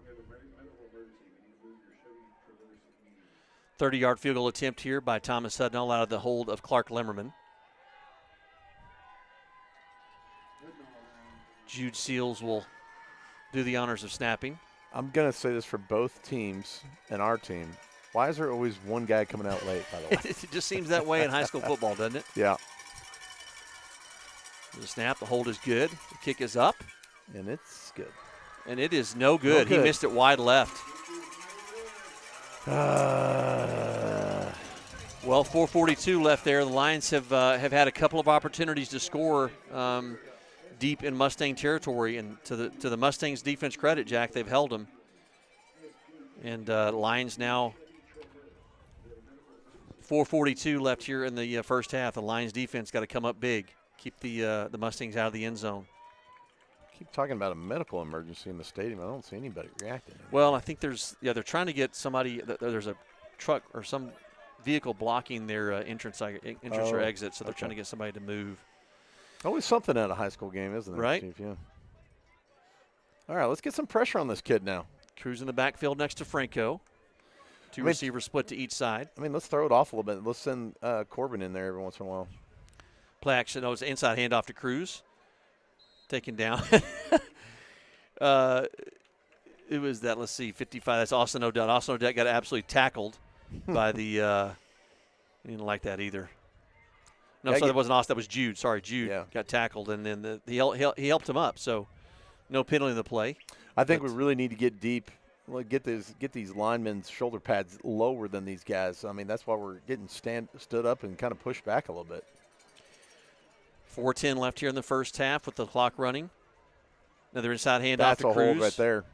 Boy, skips around the left side, gets outside the tackle, out near the 30-yard line. That's going to move the chains. It'll stop the clock temporarily. You talked about it, Steve. We got to control that edge, and we really didn't control the edge on that play. Nope. It's been tough sledding. And TOP has not been on our side either. No. I mean, again, you've had your chances. This could look very different. This could be a 21-14 ball game, but at this point, it is what it is. It's now back to Franco. Back to pass on first down, pass to the far side. Boy, that's out of bounds. Yep, way out of bounds. It's pretty open though. He's done the receiver's done a good job of creating separation. I was going to say, Charlie Bunch has gotten turned, or not Charlie Bunch, Charlie Donovan's got turned around a little bit. I don't know if that's just a great route running or what. I mean, they run great routes. Don't get me wrong on that, but we're getting a little bit too much leeway, I think, too. Plus, Charlie's run back a lot of balls already tonight, so he's probably a little wore out.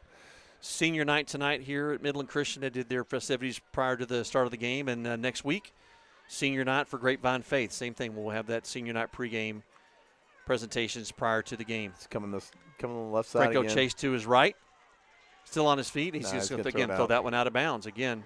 Smart play by the freshman. Great guy, great defense there. Yep. Keeping the ball in front of you, keeping the players in front of you, keeping everything they play in front of you. Going to bring up third down at 11. 3:36 with the clock stopped on that incomplete pass. All right, do you think we can get a stop here, Steve? Well, we need it. We need it bad. We do need it. Let's get some pressure on this kid. Third and long. Scott Kidwell's calling for a pick six. Let's see if we can make it happen. See if we can make it happen. Listeners we got tonight, Brian? 2. We have 2. There's a draw play that to has Cruz. To be a hold. Yeah. Jude Seals was tackled back at the 30-yard line by number 72. What a horrible Absolutely and then nothing. what a terrible spot again. I mean, geez. Gee whiz. That I guess that's a first down. They're trying to move the chains. Yeah, it was a first down. You could see the guy motioning the first down chain. It's just terrible. It was an awful spot. Before the snap or when? I'm just kidding. Yeah, Jude on this right side, rushing from this right side. I mentioned 72 wasn't holding like our friends over in Fort Worth, but he has been. Whoa. Franco back to pass on first down. Good protection. In and out of the hands of Cruz. Falls incomplete. Stops the clock with 2:55 left. I still think you got to send somebody, Steve. You got 3 people rushing. And I think you got to send somebody. Get a little more pressure on them. Maybe a late blitz, if that makes any sense. Send Corbin down there. Or even Sharippa. And Mateo, Corbin, and that linebacker core.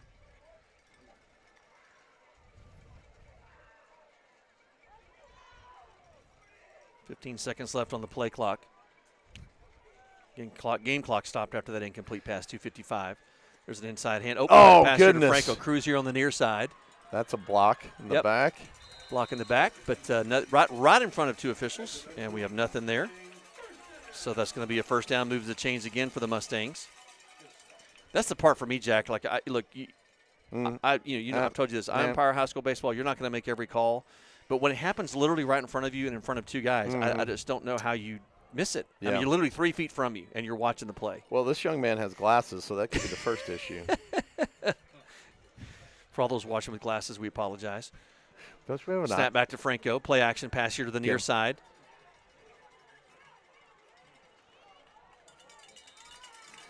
I don't know. Big group tackle there by the Lions. Gain of about 6 on the play. Yeah, these guys get somewhat involved in the game too much, and I think that was an extra yard spot as well. But whatever. Clock continues to run. At least one more play here before the 2-minute timeout.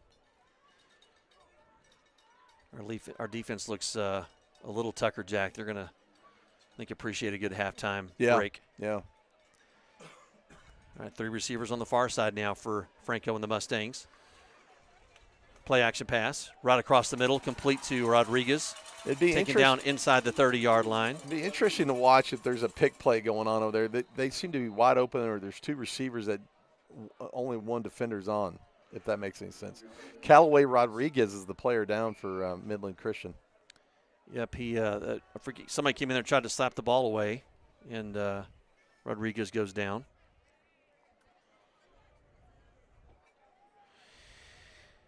Oh, Jack, this is not how we scripted it. How we really wanted the opposite. You needed the opposite. You needed the Lions to take advantage of some turnovers, get a pick 6, keep the Mustangs at bay, and it's just been just the opposite. They've moved the ball really effectively.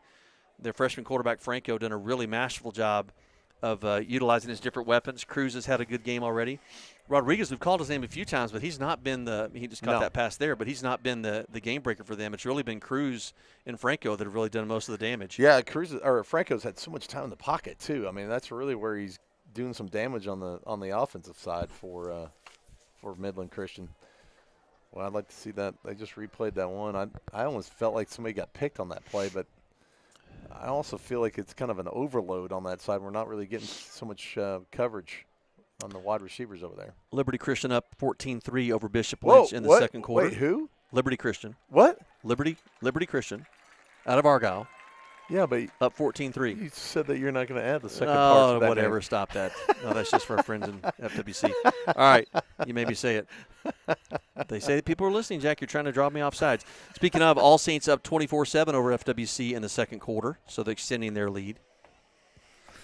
And the Lions here trailing 21-2. 2 minutes, 2 seconds left here in the first half. Elvis, the Mustangs threatening again. Maybe Elvis can give us a score update on the Southwest Christian game. Catherine Sharippa from Boston, part of that Sharippa crew from the Boston, New Jersey area. She's watching as well. By the way, I was only joking about the Essex County, by the way. I spent a lot of time in Essex Fells playing basketball. I'm going to let you deal with the Sharippa family. No. I spent a lot of time playing basketball in Essex Fells. Sharippa family, I have his address and his phone number for you. You come to town, and you guys can break some kneecaps and take care of business. Yeah, they don't know. The Iron Hills Conference out there is pretty tough. You got West Morris Central. You got Mendham. You got Parsippany Hills, Whippany Park. Dude. Dover. You wonder what Jack does in his free time, studying the New Jersey UIL configuration. Reminder at halftime, stick around. If the Lionettes, did the Lionettes make the – yes, they did. The Lionettes did make the trip. And so if they perform and your Grapevine Faith cheerleaders perform, we will show both of those performances in their entirety, and then we will go to our stories of faith. And, again, great sit-down with 4 seniors that came over from Southlake: Mateo Sharippa, Jacob Montez, Luca Olivera, and Austin Odette. Really incredible to see what God's done in their life and how faith has impacted them and the contributions they've had, not only on the field but off the field as well, and their experiences. And, again, we talked about this a couple weeks ago, Jack, just the courage it took to leave arguably the best football team in Texas for sure to come over to Grapevine Faith. But they share a little bit about why they did that and what their purposes were for coming over, and we're thrilled to have them not only as football players but as young men at Grapevine Faith. So that's coming up at halftime, our stories of faith. I hate to even ask this question, but Brian, how did we do in the state for the play? Don't ask. We got Okay. The officiating crew was one of the judges. I'll leave it at that. So Steve. Hey, big shout out to Sandra Fuller, Coach Fuller's mom, watching from Grapevine. The sweet Sandra Fuller, she's an absolute saint. And Marius Lombardi says, "Go Mateo." He's one of the New Jersey fans. So, again, Jack, you keep it up, you're going to be dealing with Mario and a couple of folks from that New Jersey, Boston area if you're not careful. Yeah. 1st and 10, run right up the middle. Man, really got to get a stop on this defensive stand here, Steve. Hold them to a field goal at the absolute worst. But they're really just having their way right now offensively. That's Brody Todd. That's not even Cruz. What happened to Cruz? Cruz is he's just not in right now. I'm just saying that brought Brody Todd into at the running back position.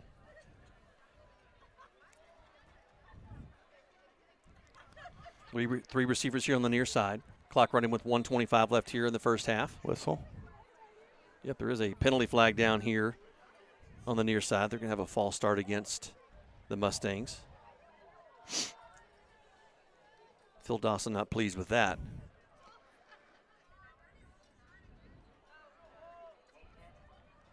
It's the first game I can ever remember, Jack, where the referee's been mic'd so that the entire stadium can hear his call. Yeah, another addition to a quality stadium they have out here. So when they make the incorrect call against the Lions, the entire stadium gets to hear it. So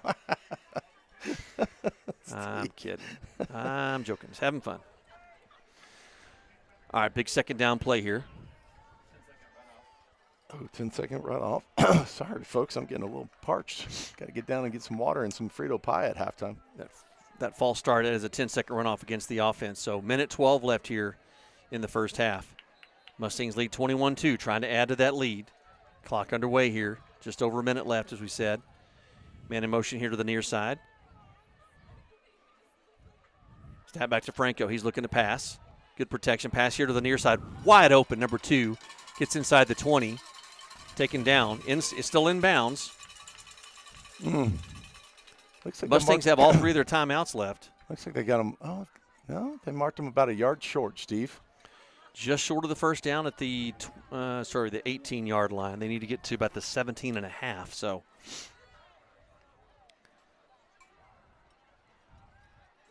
Franco in the shotgun. Inside handoff, wide open up the middle. He got one hand on him.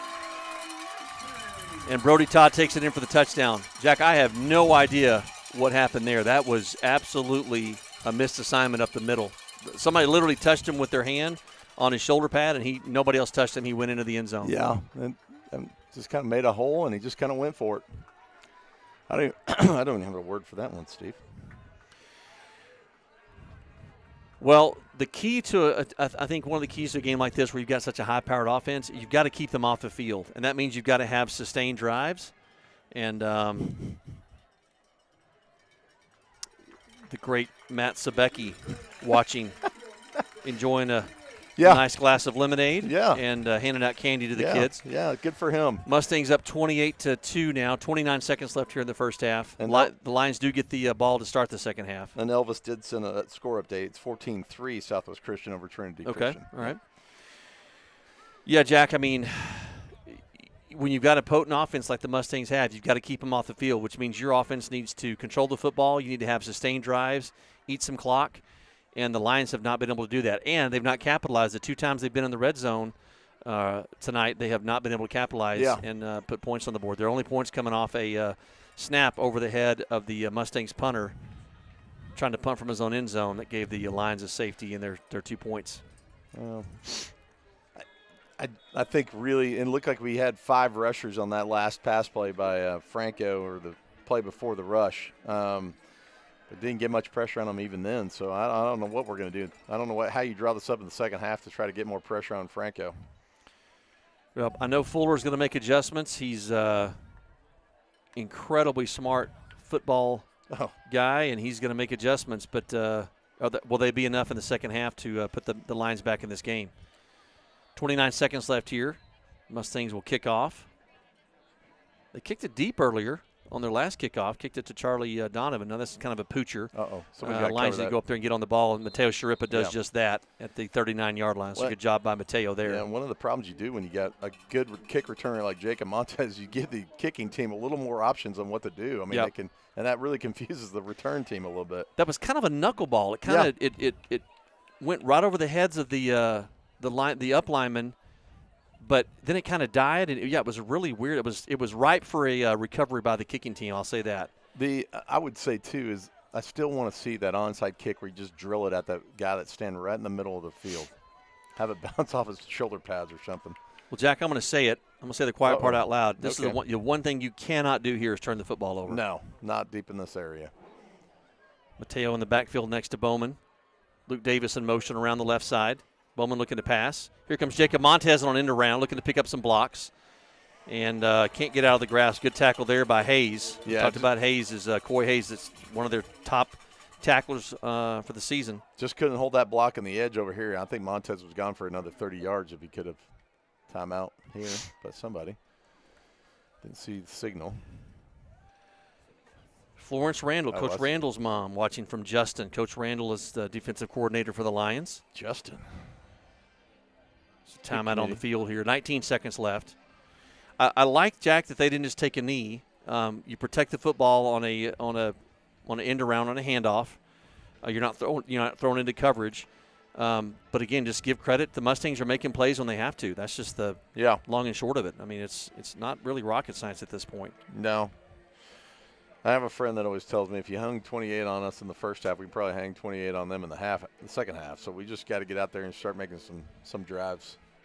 You know, who knows? Maybe we can get some points out of this one. I mean, based on we were kicking with the wind. Pick up another 30 yards here. We maybe have Hudnall come out and try to kick a field goal. But, yeah, you left 3 points on the board, or let's call it 6 at least. So you're 28-8 right now if you had made both those field goals. But they were just, it is what it is. 20 seconds left. Here's Jace Walker in motion. Snap back to Bowman. Good protection pass on the far side. Oh, that ball is going to be picked off. There's a penalty flag down. I think that's going to be a hold. I think Jace Walker was trying to get around the defender. That ball was not intercepted by the guy that was the cornerback that was defending him. It was the safety went over. But we've got a hold here, I believe, on the – yep, it's a hold on the defense.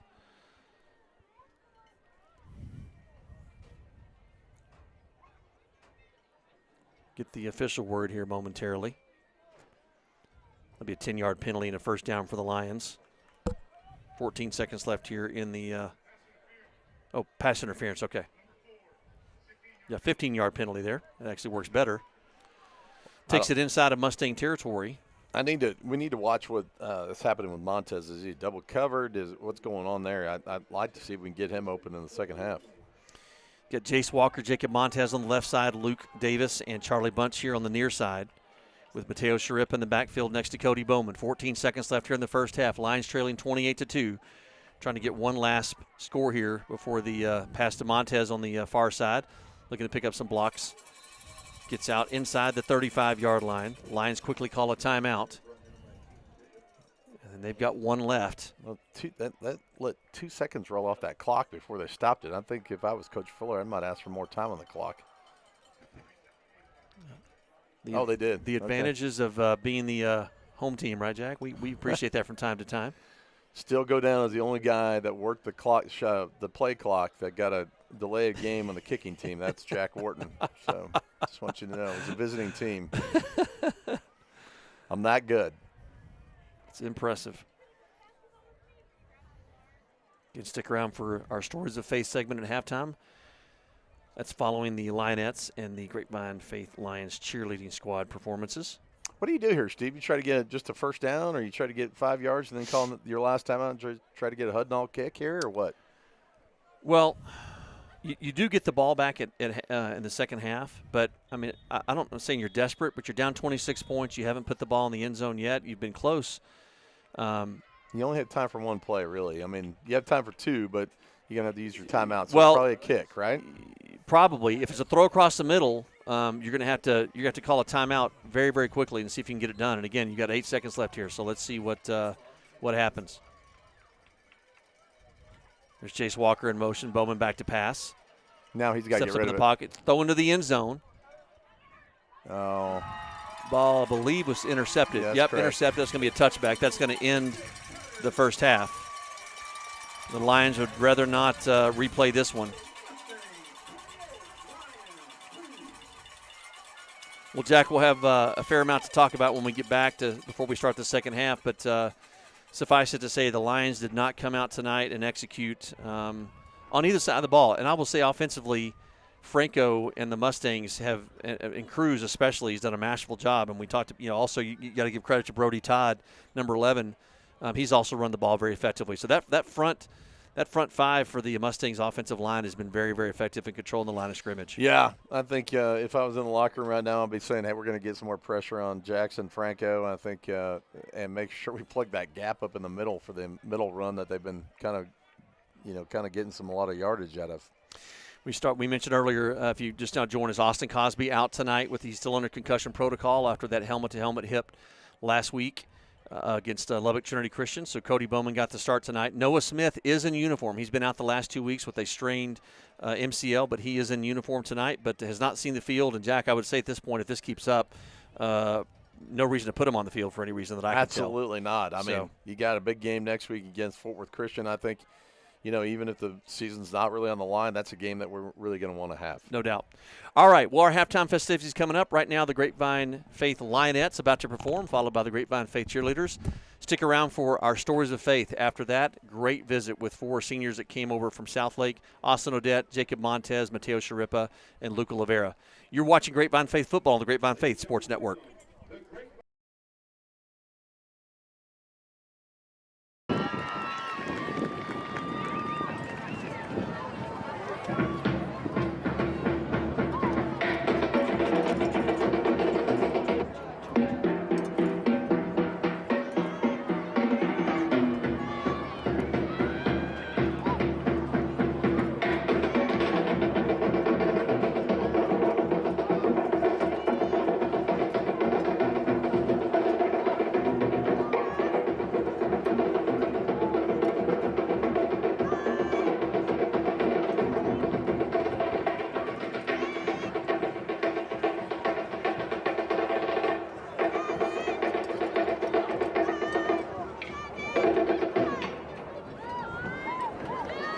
The Lionettes are under direction of Hannah McClendon and Gabby Robles. The officers are Chaplain Francesca Mitrani, Social Officer Ash Eckhart, Dance Officer Adelaide Kahn, Captain Ruby Clark, and the Lionette of the Week is awarded to Rayleigh Brost. The Lionettes will now entertain you with their palm routine. Do I have your attention? Do I have your attention? Do I have your attention? Do I have your attention? If you take enough. We about to go off. When the speakers go blah, blah, blah. Everybody turn up. It's about to go down. Let the whole world say it. Don't stop, don't stop, don't stop. Don't stop, don't stop, don't stop. Don't stop, don't stop, don't stop. Do I have your attention? Work out. It's on when I work out. I play it on when I work out. Don't stop, because I'm in the zone. I play this song when I work out. Boom, girl, get it, get it, get it. Get it, get it, flip, low, with it, with it. Play this song when I work out. Work out, work out, work out, work out, work out, baby, work out, work out, work out. I play this song when I work out. I don't wanna show off. I don't wanna do kicks. I don't wanna do flips. I don't wanna do spins. I don't wanna do flips. I don't wanna do I don't wanna go. I don't wanna show off.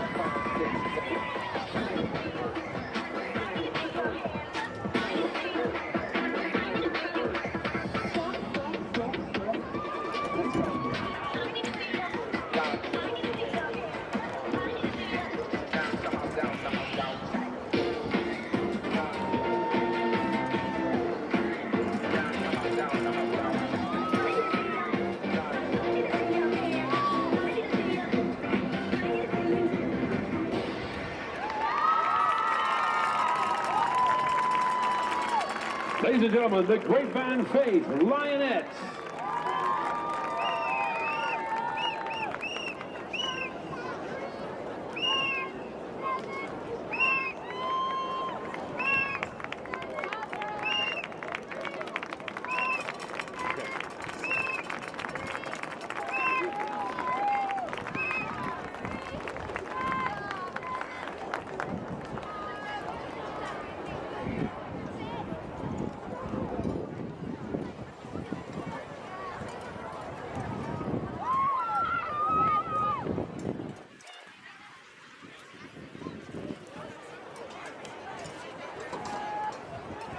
Ladies and gentlemen, please welcome the Grapevine Faith Varsity Cheerleaders.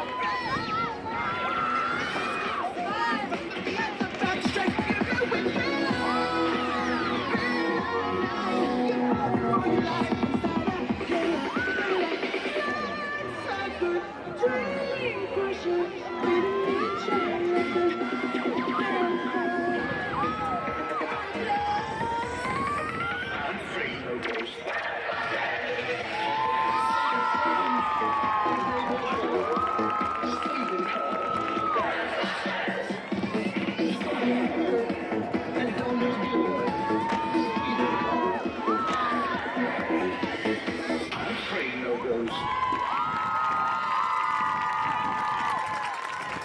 The Grapevine Faith Varsity Cheerleaders.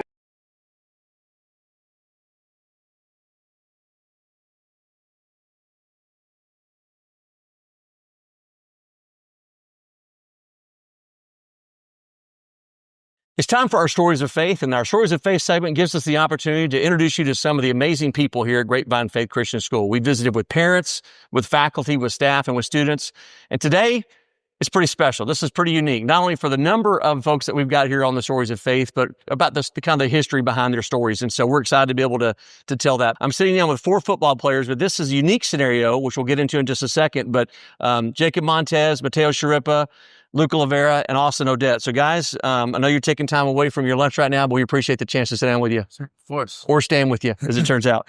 Now, all 4 of you guys attended South Lake Carroll. And Austin, I'm going to start with you because you came over last year for your junior year. What was the impetus for you making that move over to Grapevine Faith? I think the biggest thing was for opportunity. I didn't get the opportunity that I wanted at South Lake. And a few people, such as Corbin Irwin, Noah Smith, recruited me to come here.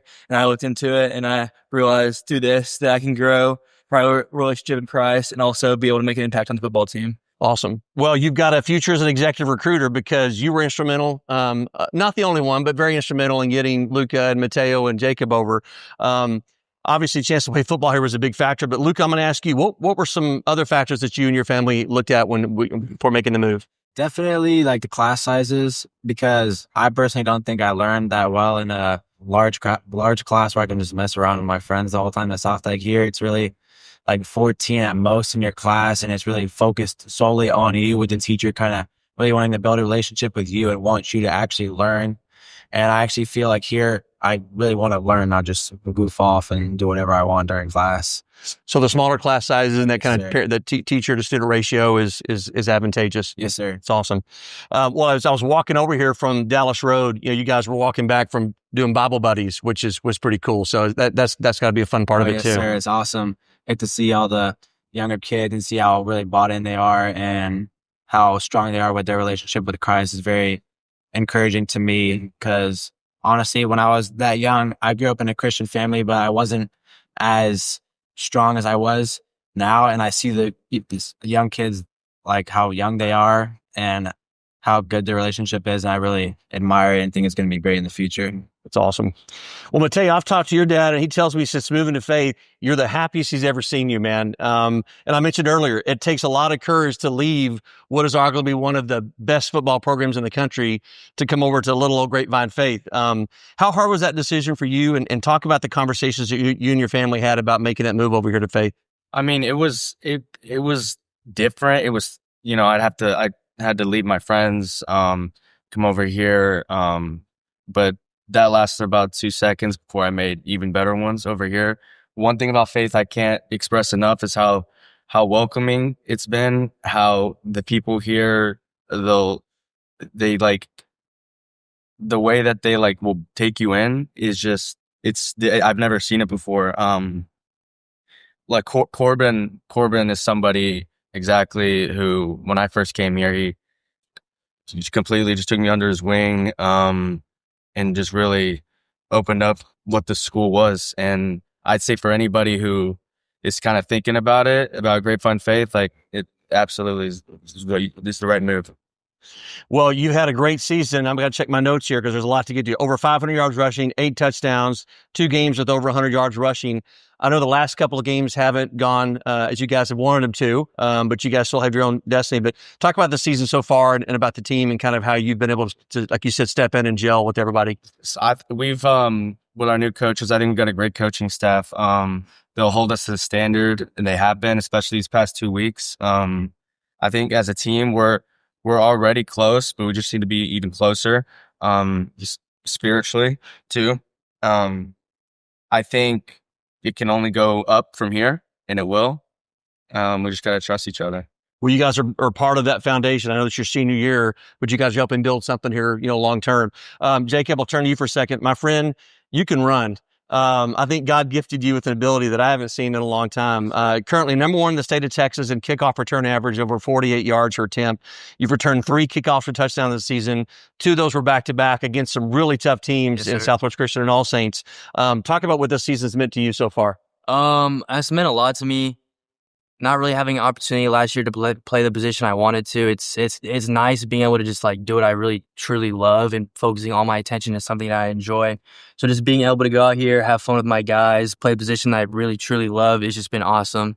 And I thank the coaches for giving me a chance. I thank everyone at Faith for really like buying into me and was letting me do my thing. And I wouldn't trade for the world.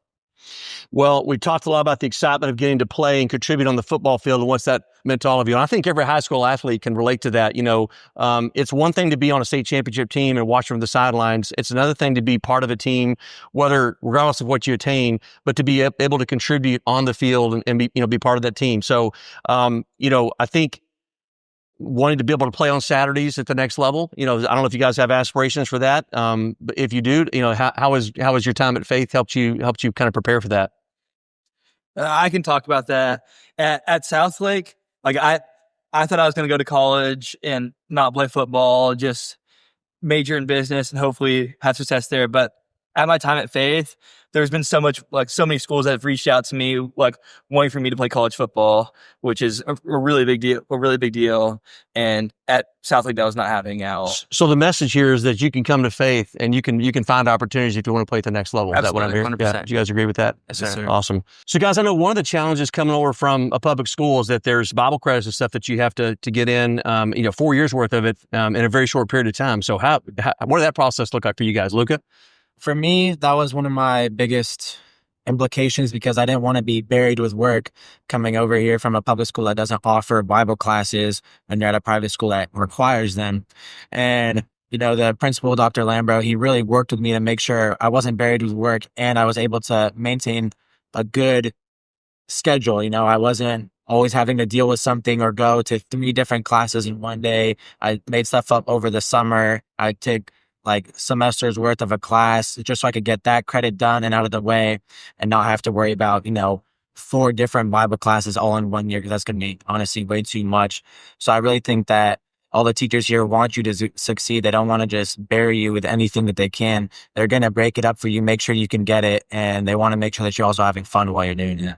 Well, as much as we love football and athletics here at Faith, which we do, it pales in comparison for our love for students and our concern for their hearts and where they spend eternity. And Faith's mission is to develop and graduate authentic Christian leaders, as you guys know.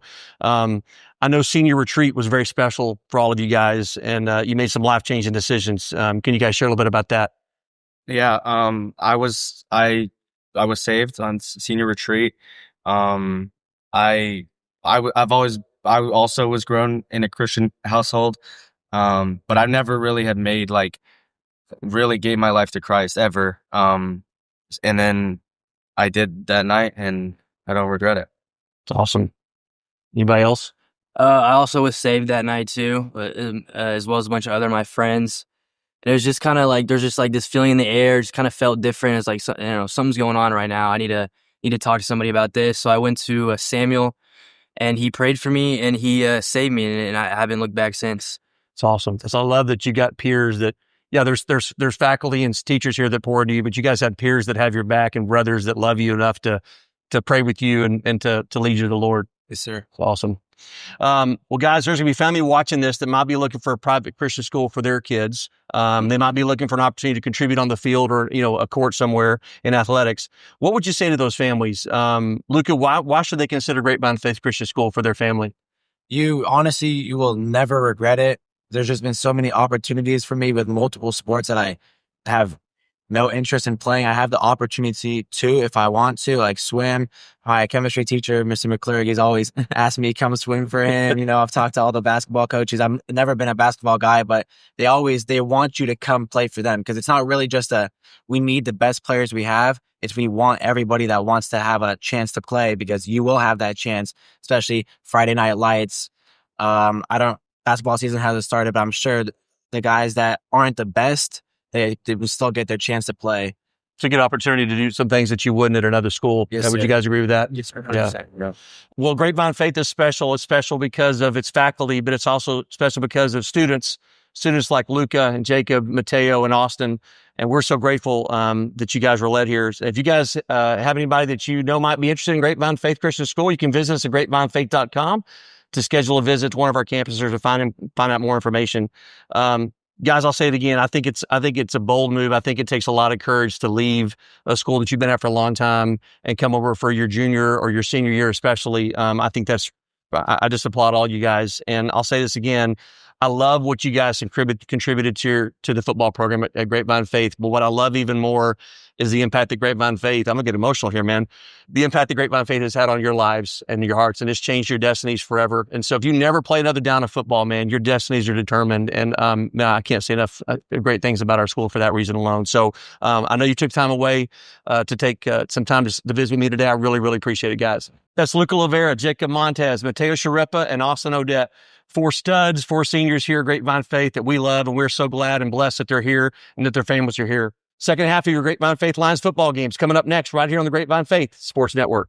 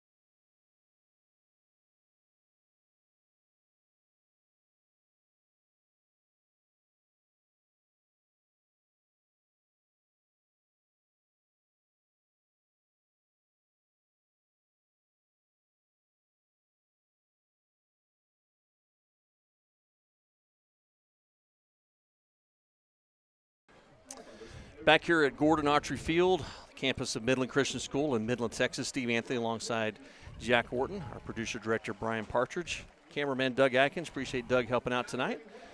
And our local liaison and bodyguard, Scott Kidwell, in the booth with us. Hey, before we get going, Steve, the worst Frito pie in all of Texas is right here.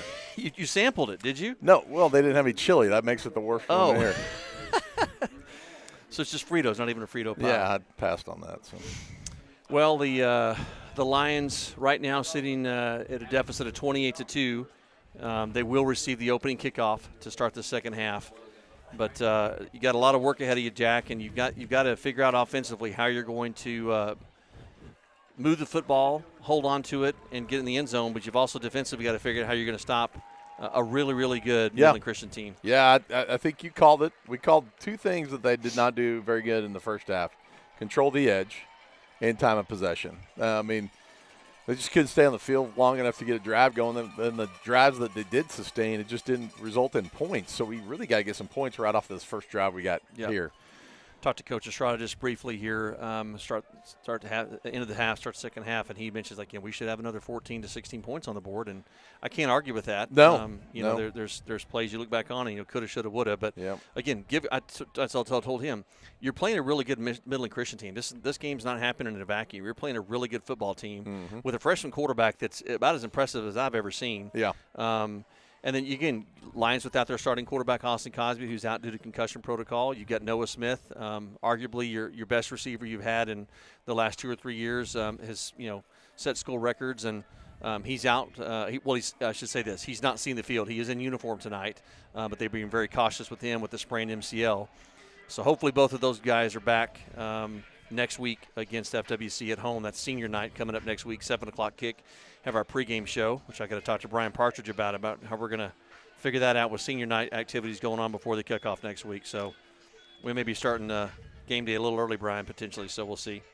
Brian, what time do you get done with school? Do you think we want to start right at 3:30 when you get done, or? Brian's got nothing else. Poor Brian, man. He had the one-act play district competition this week, and man, between that his digital media class and of course doing all of this, man, Brian has done an incredible job, and then made the trip out here to Midland to produce and direct the game. So Lions taking the second half kickoff here to start. All right, let's go Lions, let's go men. Come on, men. And they are not kicking it to Jacob Montez. Jace Walker takes it at the 20-yard line, brings it back towards the middle field. Kind of stutter steps, and he's hit immediately. They're trying to strip the ball out, but he gets out to, they'll give him forward progress to about the 30, almost the 31-yard line. Well, good field position right there, Steve. Hopefully that we can sustain some sort of long drive here, result in some points. A few updates from around. I did have one from Elvis. Yeah, 14-10. Lubbock Trinity Christian scored, so they are down 14-10 to Southwest Christian. And sounds like both teams are struggling offensively a little bit. I saw that Southlake's at home against Keller Central, and they lead 14-3 at halftime. That was surprising. I figured that's senior night at Southlake. I figured they'd be pouring it on, but maybe the second half they're going to. I don't think – is that Keller Central you said? I don't think Keller Central's having a great year this year either. Penalty against the Mustangs. They're going to be forced to re-kick. The great Coach Robert Vaughn and his beautiful wife, Kathy, two of the sweetest people that I know, watching from the Grapevine area, as is the great Dr. Ed Smith. He is trying to wrangle his grandsons tonight, so good luck with that, Dr. Smith. So that's going to go to Jace again. Takes it about his 16-yard line. Looking to pick up some blocks. Gets out. This is going to net them about, still on his feet. Gets out to about the 30. 5 yards. He got it to the 35, and the guy's marking it at the 36. So this guy's over there in the 36. This guy's on the 35. Yeah. Two different plays going on here. Now he's veering to the right. The great John Brooks watching as well. Brian Partridge was correctly pointing out the 19-second kick on the first time. They didn't even start the clock on that last kick, by the way. Well, it's like Cash Saxton is the kid of the game. He's all decked out in Mustang gear tonight. some face painting going on Cash here. Saxton. Are that on the scoreboard or something? Yeah, I was like, where in the world did you get that from? I can't see very good. I think. All right, Lions out here for their first possession of the second half. See if they can't put some points on the board. All right, let's go. Let's go. Cody had a pretty good first half. I'm not going to. Yep. You can't blame him on anything. Nope. Bowman looking to pass. Completes to Get around Jace Walker out in the flat. And still on his feet. He's going to drive forward for they finally blow him dead. Yeah, that's a 4-yard gain there. I'll give this to Jace Walker. He's not the biggest kid out there, but, man, he gives everything he's got on every play. Yep. Ton of heart. His brother Jackson out for the season with a shoulder injury a few weeks back. Just really, really incredible defensive player for the Lions. And we miss him a ton on the defensive side. Absolutely. 2nd down and 6. Bowman back to pass. Complete to Jace again out on the far side. Man, the Mustangs just pursue the ball relentlessly. Yeah. They really is. I mean, you may get the ball away, but man, they're gonna stack you up immediately. Tackle made there by Reed Larson. You know, you mentioned you saw Charlie Bunch over here. I don't know if anybody noticed him. He's trying to shout out at Cody Bowman as kind of a disguise to get that ball out to Jace Walker on the other side. Did a good job trying to pull the attention away from that left side. 3 receivers here on the near side with Mateo Sharippa in the backfield next to Bowman.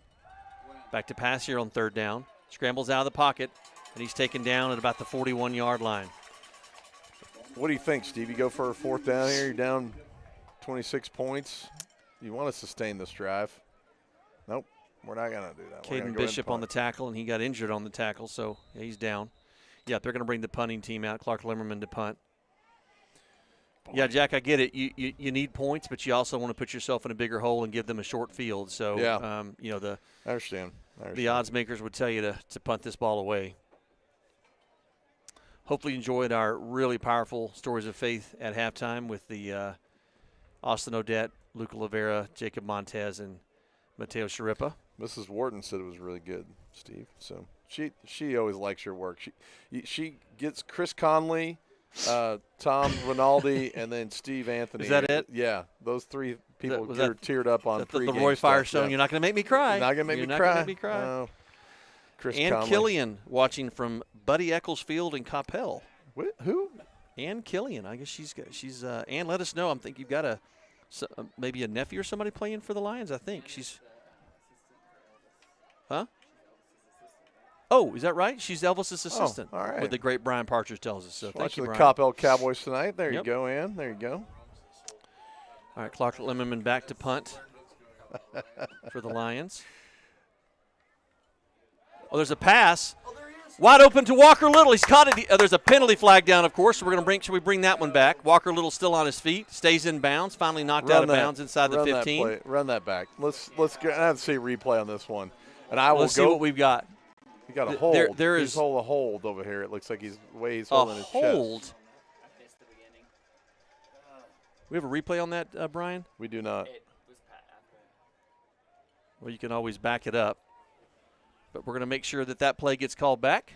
Maybe if there's some fans out there, what they call here. We'll see if this is the great Skip Hirsch will tell us what's going on. An illegal man downfield.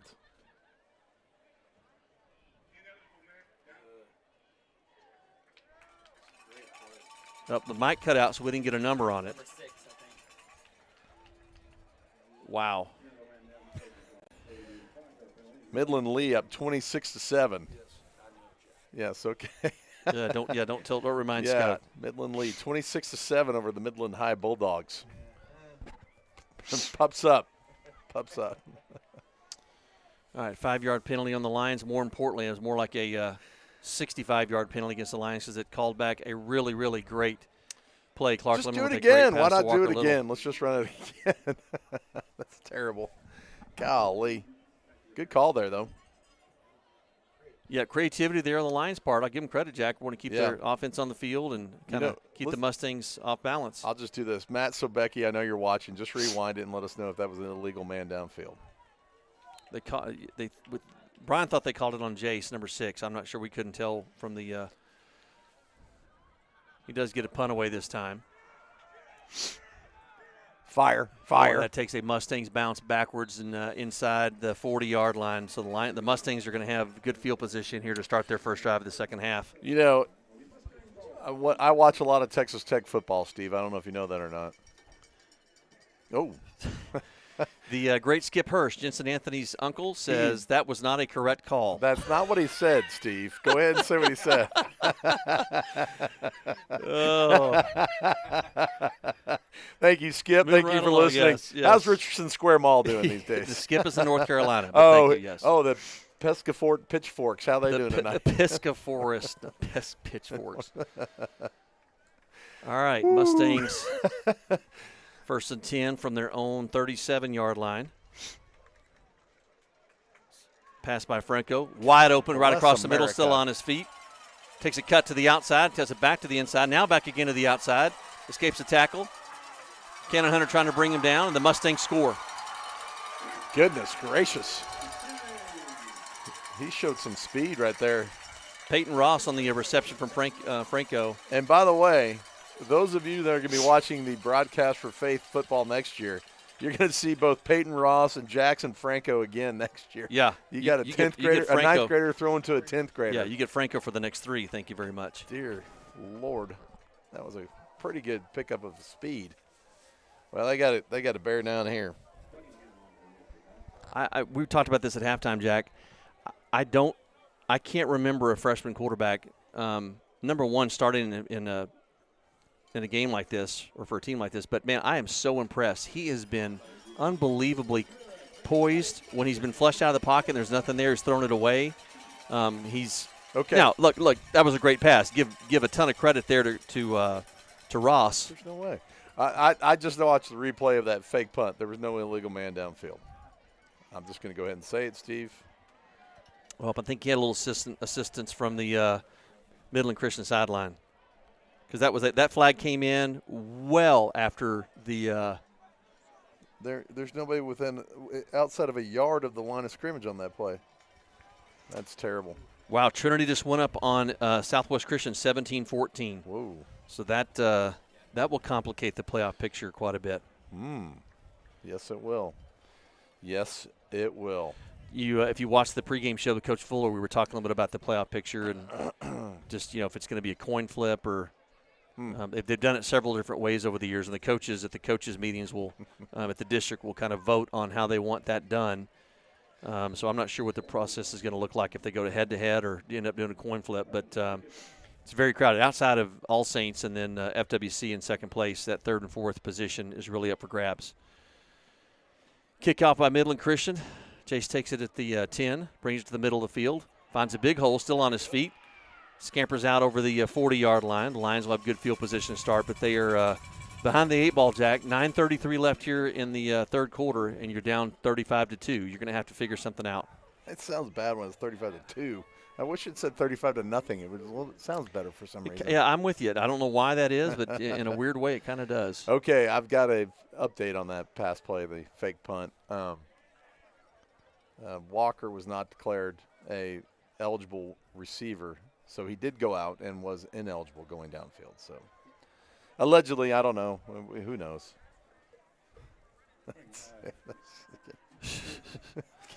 Bowman back to pass. Complete to Jacob Montez out over the 45, close to midfield. It's got about an 8-yard gain on first down. There we go. All right, let's just get a sustained drive here, Steve. Is that okay with you? I'm good with that. Okay, let's get some points. Sustained drive, time of possession. Let's see what we can do with this. Midland Christian's got a lot of depth, Jack. I've seen a ton of subs on both the offensive and defensive side of the football tonight. You got to keep that in mind, too. If you're not subbing offensively. Bowman chased out of the pocket, and that does not end well. That's going to be a big loss on the play back to the 43-yard line. Yeah, it kind of ran into Scott Hadaway. They just couldn't get out of each other's way and then got brought down by that defensive lineman from Midland Christian. You know, these teams that both going back and forth between West Texas and North Texas, it's just hard to get out here in a day and just be ready to play. I think it's kind of a detriment to both. No, I love this district alignment where you got to drive 6 hours for a football game. Yeah. It's great. But Bowman back to pass. Nice. Complete to Jacob Montez. That's going to be enough for a Lions first down unless there's a penalty flag thrown. See if there's a late flag coming in from anywhere on the near sideline. Nope. What you're saying is let them play is what you're saying, just like the guy in the stands exactly. was saying earlier. That's I'm going to be consistent with that guy. Let them play. Well, I just think it's tough. Yeah, I agree with you. But, you know, you're starting to get these private schools. It's just hard to find people to play against that are in the same size you are. Well, and look, I was kidding when I said that. I mean, Midland Christian and Trinity Christian both have to get on the road as well. Good play there intended for Jace Walker. Yeah, that was good time. I think he hit him right as the ball got there. I was lucky he didn't get intercepted. So incomplete pass there on first down. Well, you don't get out – when you get out to these West Texas towns, you don't get to see your old friends from college. I bet you guys don't have anybody from Baylor. They live out this way. Oh. You high-class guys. I bring my own. I got Brian Partridge in the booth with me. So. Yeah. Yeah. He's from Baylor. What's that? Funny, yeah, right. Bowman back to pass here on the near side. Complete Nice. to Charlie Bunch. Charlie Bunch did a good job of coming back for the football. That's going to be about 4 or 5 yards short of the first down marker, but a good job by Charlie. Charlie's been busy tonight. He's been targeted quite a bit. Yeah, he had, and has made some good catches. Yeah, he had that run on that one drive. I think he had 3 consecutive pass plays his way. Yeah, on that punt play, I'll say this one more thing, then I'm going to shut up. That flag came in so late, it was like he was talked into it, and I'll leave it at that. Whoa. Mateo in the backfield next to Bowman. Looking deep. Thrown under for Jacob Montez. That's a touchdown. Grapevine Faith. We're right back in it, Steve. Right back in it. Well, that was an excellent throw by Cody Bowman. And, Jack, we talked about that. With Jacob out there, he's got such incredible speed. He was a good 5 yards past his defender. Yeah. But you throw that ball up, let him run underneath it. That's exactly what Bowman did. He didn't lead him too much and hit him right in stride. Beautiful pass by Cody Bowman. And Lions get in the end zone for the first time tonight. And talking about, their squad, our squad is, they're still young too. Yeah, no doubt. I mean, it's that was close. They seem like they always get really close to blocking that extra point. But that kick is good by Thomas Hudnall. So 35-9. We're in this. We need a defensive stop and a score, and then we're back right in this thing. Well, you've struggled tackling the ball carrier all night, whether that's been Cruz or Jones or Ross and Brody Todd. You've got to figure out a way to tackle the ball carrier. And you said it too, Jack, put some pressure on Franco, right? So those two things, pressure on Franco and tackle the ball carrier. Yeah. Yeah, I honestly think our defensive coverage has been pretty good for most games. This one's the secondary, yes, I agree. And this game's just a little bit different because these guys are a lot faster than what we've seen.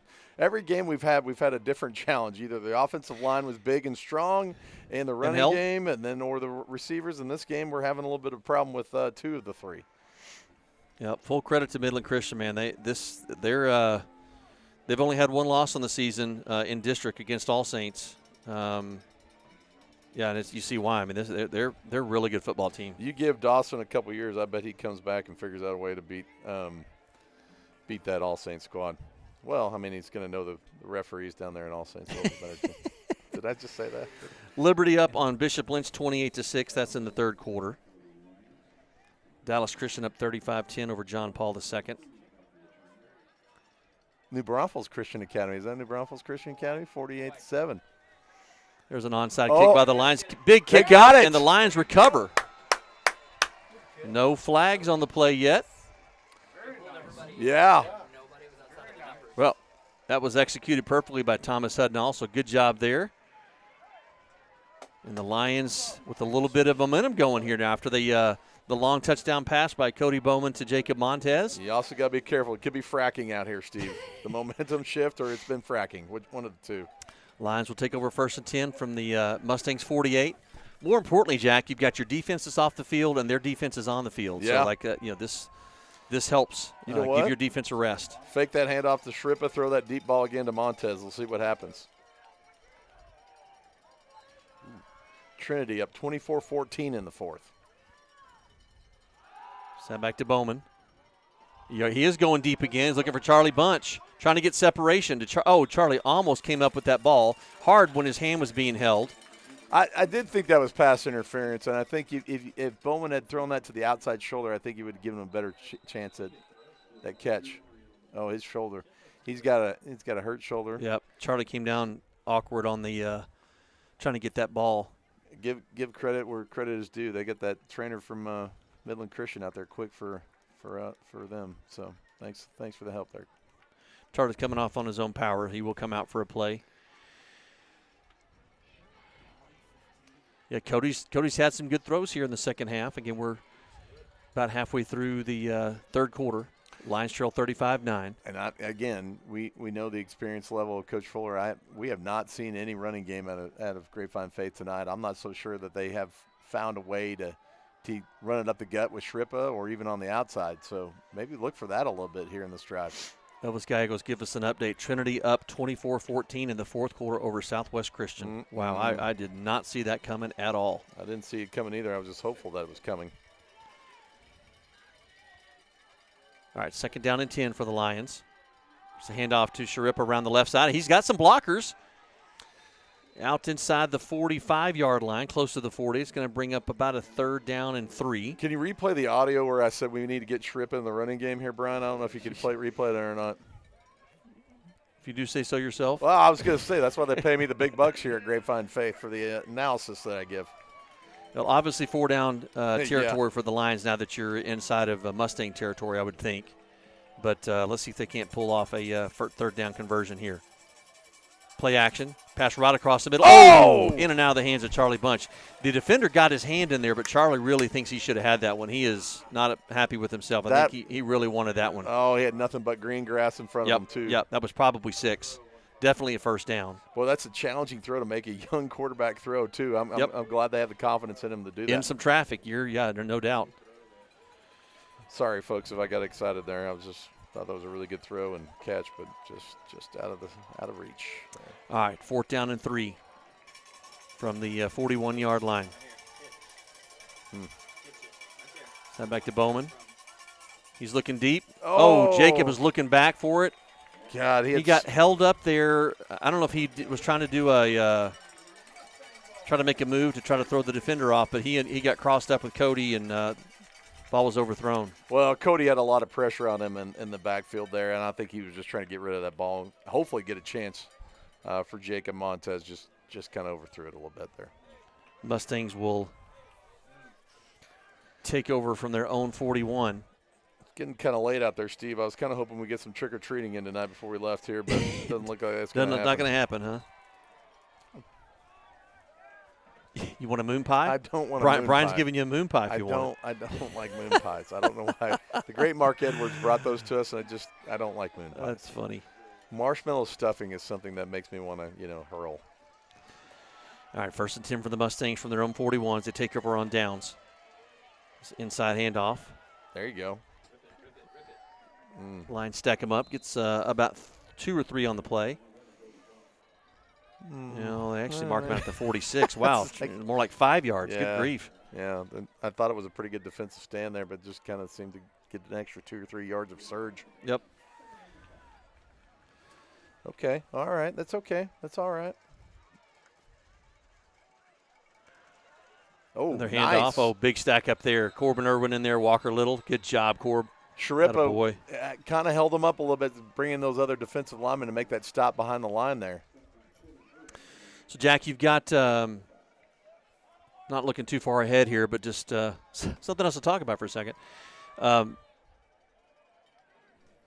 Mustangs are on the road next week at Trinity Christian. So I might go to Lubbock. Only next imagine week how that's going to end. So, the All Saints, they should end up undefeated.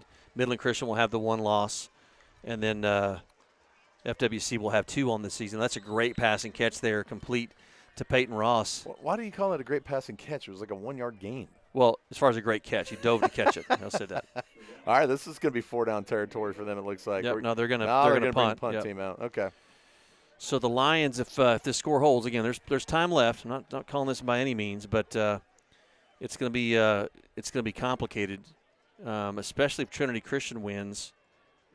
This actually does you well. If Trinity Christian wins, then next week becomes huge. Yeah, yep. Because then Southwest Christian goes to 1-3, Trinity Christian goes to 1-3, and your Lions go to 1-3. Punt, really, really high punt. Lions need to get away from that. That takes a Midland Christian roll inside the 5. And they're going to mark that down at about the 1-inch line. Let's see. Oh, goodness gracious. I mean, the guy kept running with the football. And, they're going to put it at the 1-inch line. High school and college, it's wherever it's touched. In pros, it's wherever they are. Well, okay. Well, he touched that at about the 3, so I'm going to say that. Well, I didn't see that, Steve. I'm not going to discount He that. touched it and carried it and then tried to sidestep. But no, we're going to mark it at the 1-inch line. Okay. Unbelievable. Been doing it all game, Jack. They've been doing it all game. They do mark it at the 1 yard line. So, but you got a long way to go and a short time to get there, as they say in the old Smokey and the Bandit. Smokey and the Bandit. I'll take a Diablo sandwich and a Dr. Pepper. I bet All right. Bet you can get one of those at the Allsips on the way back, right there outside of Sweetwater. Lions out of their own zone here, the 1 yard line. Bowman back to pass. Pass here on the near side. Oh, just out of the reach of Jace Walker.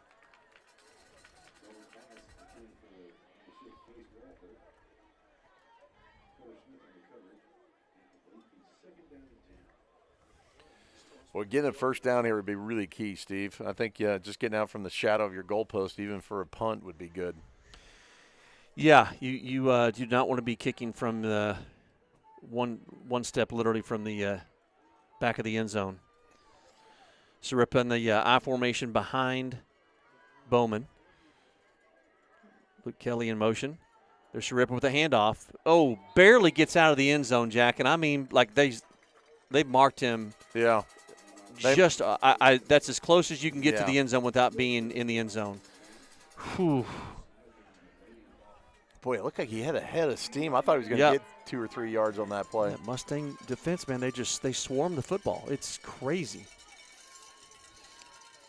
Just not getting that offensive line push that we kind of hope for. Yep. No knock on the center at all. I'm sure he appreciates that. Thanks. 3rd and 10 for the Lions. 4:20 left here in the third quarter. Lions trail 35-9. Bowman looking to pass. Throws deep. Looking at Jacob Montez, and he's caught it. Go. Oh! A touchdown-saving tackle. Montez almost with a 100-yard touchdown reception. That would have been unbelievable. Oh, my goodness. Good play call there. Hey, that would have been one for the record books. I'm just going to say this one more time. That was a heck of a throw, by the way. A beautiful throw by Cody Bowman. Like a frozen rope for 50 yards. Dude, in your end zone, under pressure, guys in your face, and you unload that and hit him right in stride. And Jacob almost broke that for the touchdown. That would have been unbelievable. They're going deep again, looking for – there's open. Montez. He's wide open. He's got it at the 15. He's going to walk in for the touchdown. Well, I don't think you thought they could do it, Steve. I thought you kind of doubted them a little bit on that one. 3rd and 10 from the 1-inch line. I knew they had it all along. Never a doubt. Never a doubt. Scott Kidwell is fired up to beat these Midland Mustangs. Well, you found a very effective combination there in Cody Bowman and Jacob Montez. If there's another team he hates in this town, it's Midland Christian. It's Midland Lee and Midland Dude, Christian. I will tell you right now, if Jacob Montez is still in Southlake, man, he's unfortunately probably watched from the sideline, but how do you not put a kid like that on the field and let him help your football team? God, that kid is so close to blocking that. Yeah. Jacob Montez, unbelievable talent. I mean, we are so blessed to have him at Grapevine Faith. Well, that extra point takes our score 35-16 with 3:53 left. So, Jack, it's definitely more you get another defensive stop here and yeah. can score before the fourth quarter starts, you're in this thing.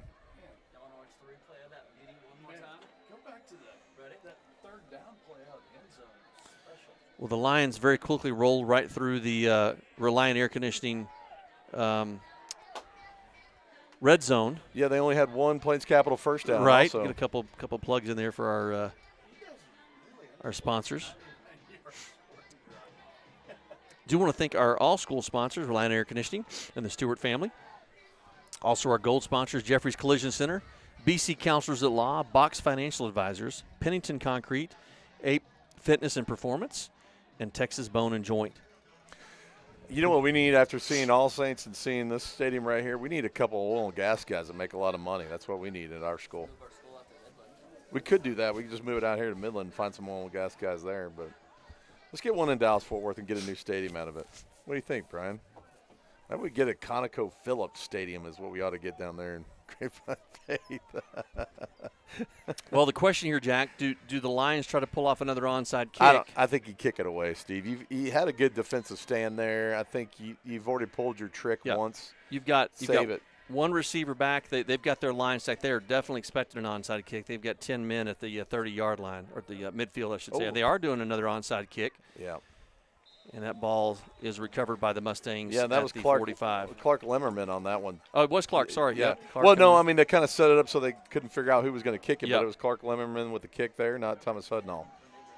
They do Well- it. I will give this. I don't even know who our special teams coach is, but they do a great job with our special teams. No, so no far. doubt. No doubt. And look, I'm not opposed to that there. No, I'm not. I think they yeah. were lined up and ready for it, but I think at the same time, the first half, man, you struggle to move the football, and you're trying to keep their offense off the field. So why not give it a try to see if you can't recover it and take possession of the football again? But the Mustangs will have great field position starting at their own 45-yard line. Well, I will say on that last offensive drive by Midland Christian, I kind of felt like we figured out that run up the middle. Franco back to pass. Nope, little draw play to Cruz. As I say that. And he's right up the middle of the field. Holding. There's a penalty flag down. That Yeah. that ball's gonna that play's gonna come back. Hey, let me. There's 2 penalty flags down. There's one back here. There's one here in the secondary. There's 3 flags down, actually. They've been holding all night, Steve. 3 holes. That'd be a 30-yard penalty. Back them up to the 10-yard line. See what the penalties are.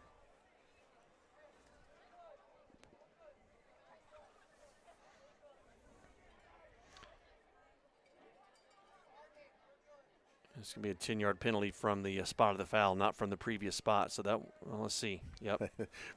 Brian's looking at me like I can hear the crowd, and I can't hear what the guy's saying.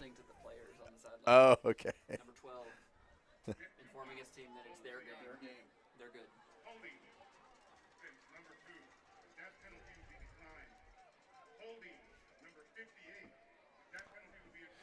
Oh, I was So, going yeah, so that is from the previous spot. Yeah. Watch 72 on this side. He's lining up in the backfield. That's an illegal formation. Somebody's going to have to start calling that at some point here. So you had two different holding penalties against the Mustangs. Lions can only take one of those penalties, obviously, but that is enforced from the previous spot. My mistake.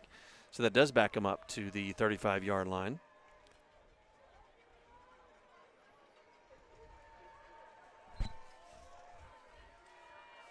Need your defense to step up big here. I'll be okay with some sort of turnover even, Jack. There's an inside handoff to Cruz. And my gosh, he's already out over midfield. You got that penalty back and then some. Yeah, I mean, I said it earlier, too. I kind of thought we had figured out that inside run, but now they're going to the delay handoff. It's kind of opening it up a little bit more.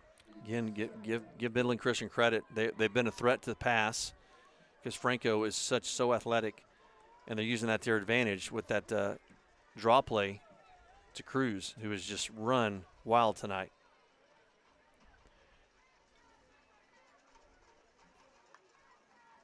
Another inside handoff to Cruz, right up the middle. Huge hole. Sidesteps one, sidesteps another. Then he's out to the side, off to the races. Luca Rivera giving chase, see if he can knock him out. He does knock him out at the 2-yard line. Big hit by Luca. Yeah. But a huge run by Cruz. No penalty flags on the play. Man. Corbin Irwin looks a little gimpy for some reason. His left leg is giving him a little Got pause. a little hitch in the giddy up, don't Yep. you think, Steve? Well, the Lions score they get a huge first down on the third and 10 from their own 1-inch line. They get a huge pass play to Jacob Montez out to midfield. On the very next play, they throw a deep 50-yard touchdown bomb. Again, Bowman to Montez, but give Midland Christian credit. They've taken the onside kick that they recovered and trying to punch it in here. Ooh. Pass falls incomplete, intended on the right side.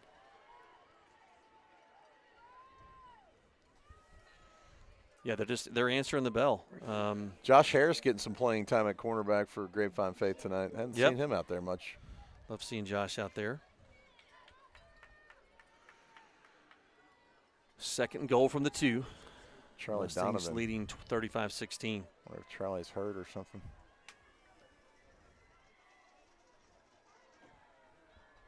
Cruz in the backfield next to Franco. Bring a man in motion here to the near side. Franco looking to pass. Oh, knocked down. Good play there. Charlie Bunch. Ball falls incomplete. Good hustle with the defense there, trying to play that ball in case it's live. So third down See, they're switching out linemen too, Jack. They've got wrong with depth. his. I think something's wrong with his helmet. Yeah, he's got an equipment issue there.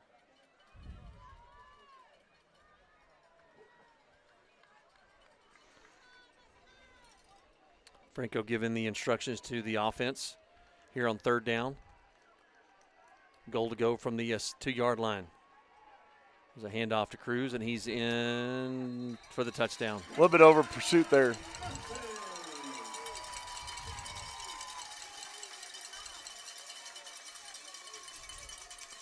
Now, oddly enough, Jack, the Mustangs are going for 2. You're up 25, and you're going for 2. I'm not sure what a 27-point lead does for you over a 25-point lead. 4 scores? Still 4 scores. Franco with the pass. Because you can. Complete. That's why you go for 2, because you can. A lot of extracurricular shoving and stuff, which is perfectly legal apparently. And by the way, that's the new lineman that went in there. 62 is the substitute, so he's talking smack already, getting in the game and starts talking smack. I'd be curious to know what Angel Villafranco. Actually, he was written up in. I'd be curious to know what Aaron Estrada thinks about that 2-point conversion, Jack. Well, you got to stop him. Yeah. The old saying, it ain't bragging if you can do it. And Right. Midland Christian is doing it, man. Well, we still got 14 minutes left in this ball game. We can really do something with that time. Let's do it. Let's do something here, The Steve. great Skip Hirsch, who, again, is always on top of things, says it covers the spread. So.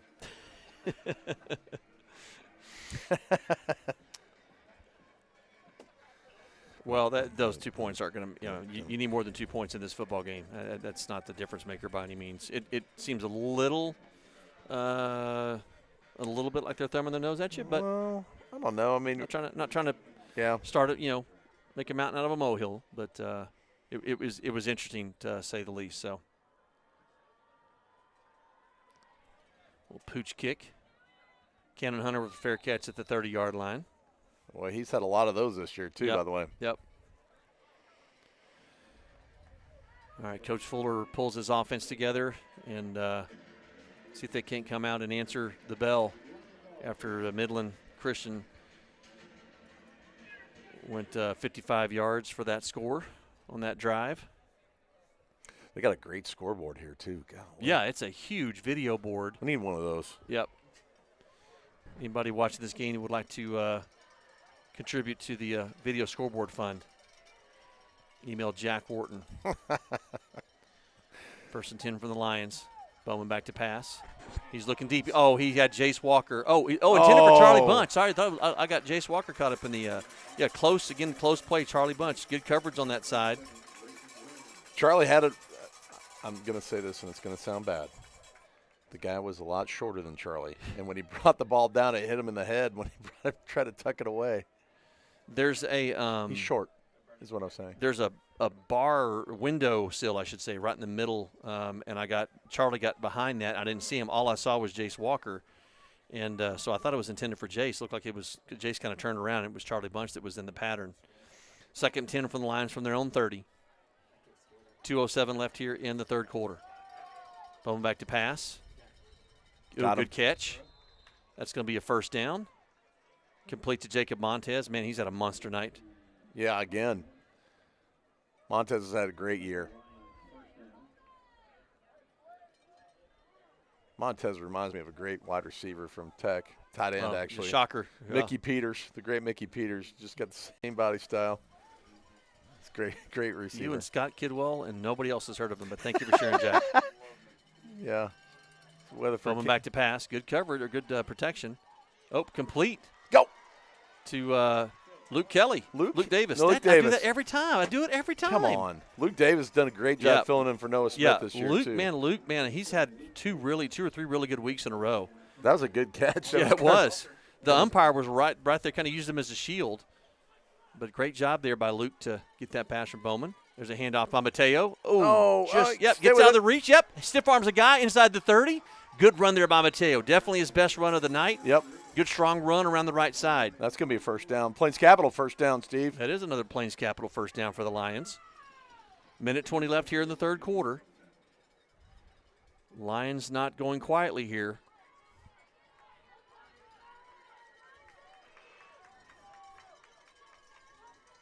Shrippa next to Bowman in the backfield. Play action pass. Complete here on the near side to Charlie Bunch. It's taken out of bounds inside the 20, right around the 20. Gain of about, we'll call it gain of 6 on the play.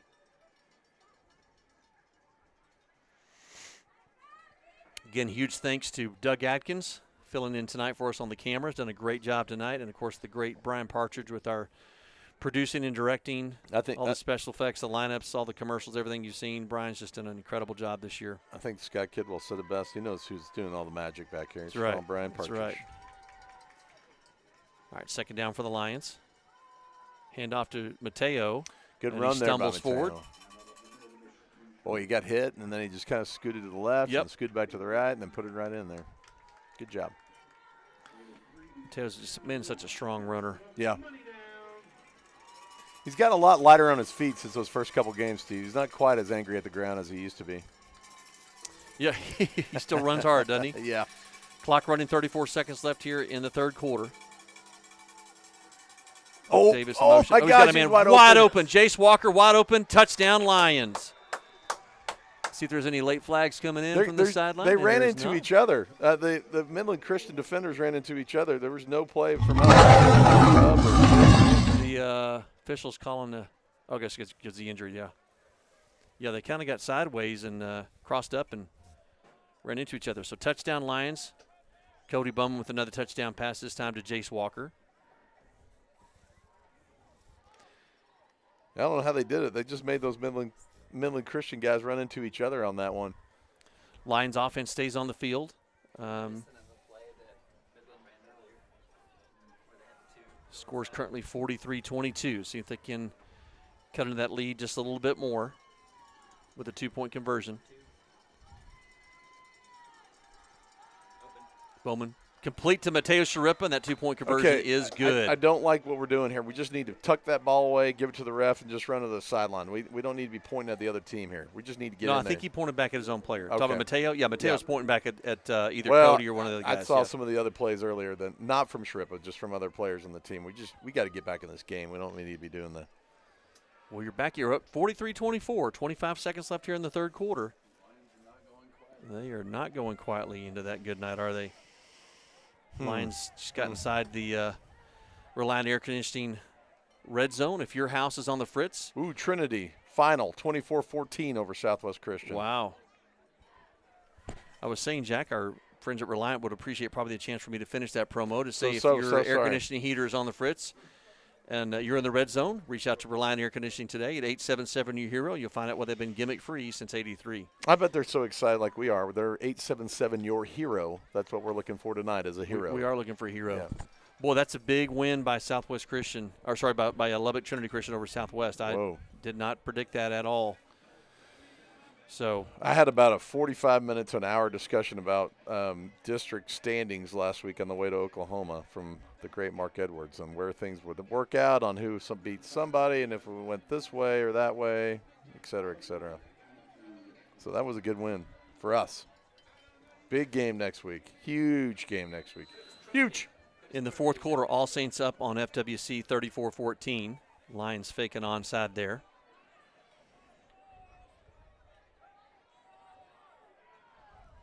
Mustangs do have a single receiver back. And Hudnall does kick it. That goes through the end zone for a touchback. You would hope. Oh, he did down it. Okay. All right. Lions defense, big chance to step up. Jack, you've got to stop the run. They have. I mean, the holes that Cruz has run through have been big enough for a truck. And you've got to have to figure something out. I don't know if you bring in your linebackers, if you bring in safety help, which of course opens you up to, Yeah. I mean, Midland Christian, they're a good football team, man. Well, I don't. They really haven't beat us deep, Steve. So if you want to bring that safety up, you probably could, but still kind of leaves you vulnerable if you don't make that tackle on that first. Well, good news, Cruz is not in the football game. The defense is getting absolutely ripped apart by the coach over here on the Midland Christian sideline. There's Franco with a pass across the middle. Falls You're incomplete. going to call that? You're going to call that? It's awful. Terrible. Even his mother knows that's a bad call. Yeah, good coverage there by is that Charlie? Who was that? No, I think it that wasn't was Charlie. Cannon Was Hunter. That, was that Cannon? Hunter. Yep, called against Cannon.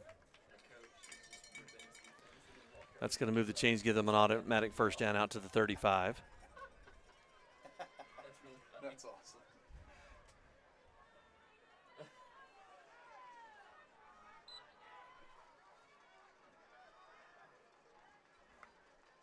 Franco back to pass. Nope. To the near side. Good coverage there by Awalt. Jackson Awalt on the coverage. Ball falls incomplete. We got some defenders in there that we haven't seen in a long time, Steve. Yeah, mixing some things up, giving some new guys some looks. Boy, you would think, Jack, with the lead that you have and your success running the football, that you'd just be handing the football off here trying to eat some clock up. But Phil Dawson doesn't seem to be content with a 43-24 lead. Well, I think Phil Dawson wants to see Thomas Hudnall kick to win the game later on in this, late in the game. There's an inside handoff. Got to get him. Yep, Bring him there down. we go. Good job. Handoff there to Coy Hayes, the linebacker coming in as a ball carrier. That was odd. Little extracurricular activity. Luke Kelly over there. John with one of the Midland Christian receivers. That was way far from the play. I don't know what's going on over there. I think he may have been trying to block him and like out of bounds. Again, there was nothing. He wasn't even in the vicinity. Yeah, I'm trying to. The clock has stopped, and I don't know why. Unless they called it something. Did they call a penalty over there? There's a penalty flag down right at the 20-yard line. That better be on Midland Christian. Yep, they're going to mark that off against Midland Christian. Yep. Get the call here from the referee.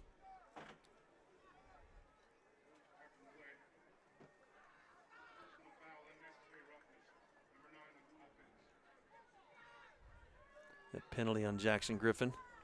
Unnecessary roughness after the play is a dead ball penalty, so backs it up 15 yards.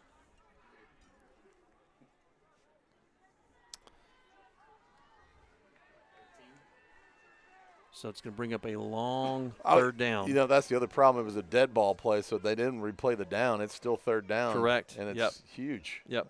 That's a drive killer right there. Now what are they doing? Oh, they're going to run the clock. That's going to end the third quarter. Well, if I'm Phil Dawson, I feel good about the fourth quarter play that we're going to have, but at the same time, I'm not quite comfortable yet. Well, I'll say this, man. The Lions have shown some fight in the second half, Jack. Defensively, you've still given up some big runs to Cruz and to Ross, but offensively, you put some points on the board, big plays, a huge play, that third down play at your own 1-inch line to Jacob Montez and turn around and throw another 50-yard touchdown pass. Yeah. Bowman's really stepped up the second half, showed a lot of maturity, and defensively now you're on the precipice of holding them, hopefully forcing them to punt again. Yeah. So. Reminder that next week, Lions' last regular season home game at senior night at Grapevine Field.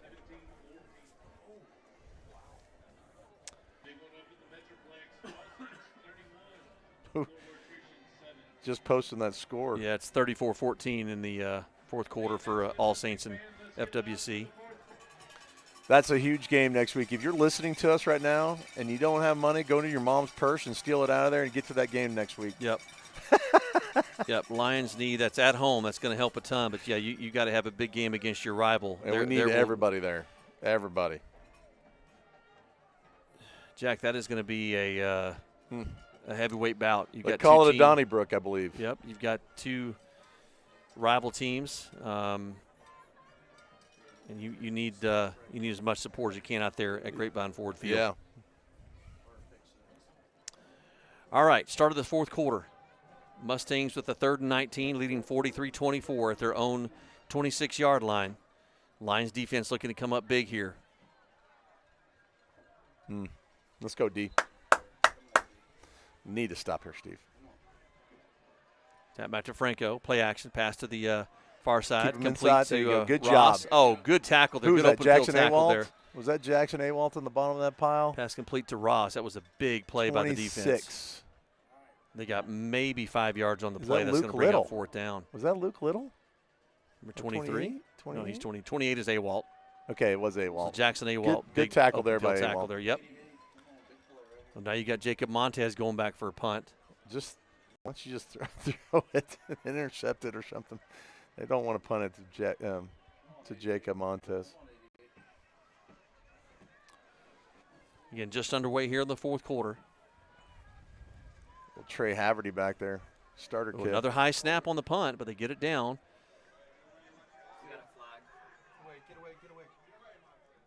Here we go.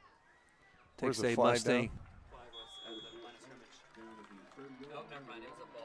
Mustangs get a little roll there, and the ball rolls out to the Lions' 30-yard line where they'll take over 1st and 10. Well, Steve, this is what you wanted. Yeah, this is what you wanted to kind of stay in this ball game tonight. Hey, give huge credit to the defense there. Jackson Awalt on that big open field tackle just now, and your defense came up and got a stop and forced a punt when you needed them to. So, score here, Jack, and you make it, what is it, 19-point game? You make it a 12 or even 11-point game potentially. Force the Mustangs maybe to do something that they're not accustomed to. Strip in the backfield next to Bowman. Pass complete across the middle to Luke. Good catch there right at the 40-yard line. Yeah, be excited by the 10-yard give up on the pass play, Zero. Nice job there. Why did people do that? Luke Davis on the reception. He caught it and made a good play. Help him up, move on. That moves the change. 1st and 10 for the Lions out over the 40-yard line. Chase Walker in motion to the other side. Bowman back to pass. Look on the near side for Jacob Montez. Oh, falls incomplete. His mother knows he missed the flag on that one. It kind of looked like he was being held on his hand, but I'm not going to complain about it. Well, I did, but I'm sorry. I was just joking about it. Sorry. Jack, we might have to close this window here soon. You're going to have to look through the they can't hear me. They're way over there. The Liberty-esque window. I like their little booth at Liberty. I will say this, Midland Christian has been a great host. I mean, we've got a great setup here. All right. Incomplete pass brings up 2nd down and 10. Bowman back to pass again. Good coverage, good protection. Ooh, almost intercepted. Intended for Jacob Montez. That's the same play through the interception on earlier. Got to get down on the outside shoulder of Jacob Montez. Grayson Jones, number 37, with good coverage there, almost picked it off.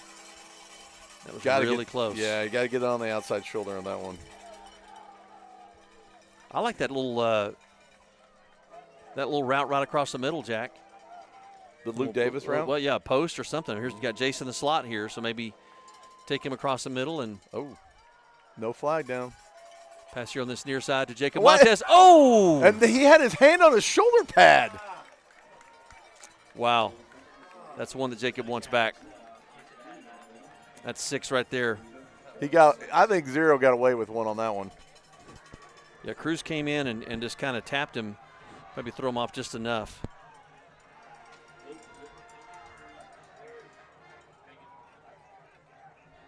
He should have just fallen down. Probably would have gotten the pass interference play. All right. Okay, big 4th down here, Steve. 4th down here. Lions need to convert. 10:25 left in the game. Bowman back to pass. Good protection. Uh-oh. That's well overthrown and actually intercepted. What a dumb play that was. That was a horrible, dumb football play right there. Yep, you let that one go in. You let that incomplete, and you get another 50 yards back. But be excited though, 12. Be excited. And the coach is excited. I mean, he should be over there just chewing his butt out. Okay, here's an adult coach. If you let that go, we're back at their 45-yard line. So that's essentially a punt if you're looking for a silver line. If you're a Lions fan, you're like, oh, that's great, it's a punt. Yeah. Obviously, you would rather have the first down. Boy, that third down play was so close to Jacob. Man. If only, right? All right. Lions defense ask again to step up We big. haven't had a turnover tonight, Steve. Nope. It's a big good time for on right now.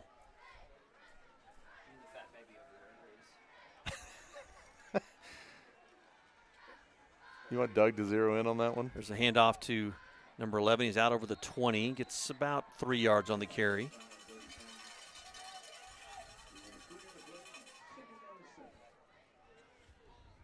This is Brody Todd, who's been effective ball carrier tonight. He's not been. Cruz has been the one that's been the driving the stake in the heart of the Lions tonight, but Todd has definitely added to it.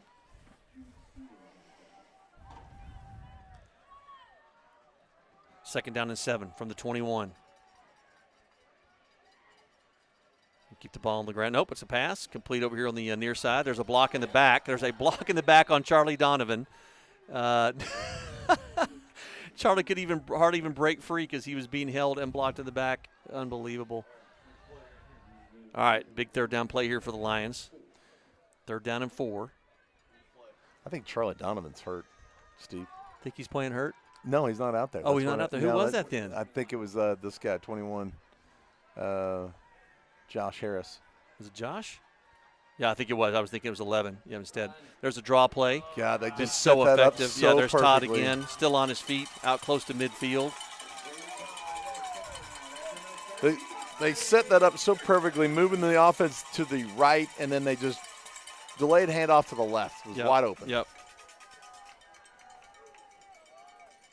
Yeah, very effective offensive game plan tonight from Phil Dawson and his staff.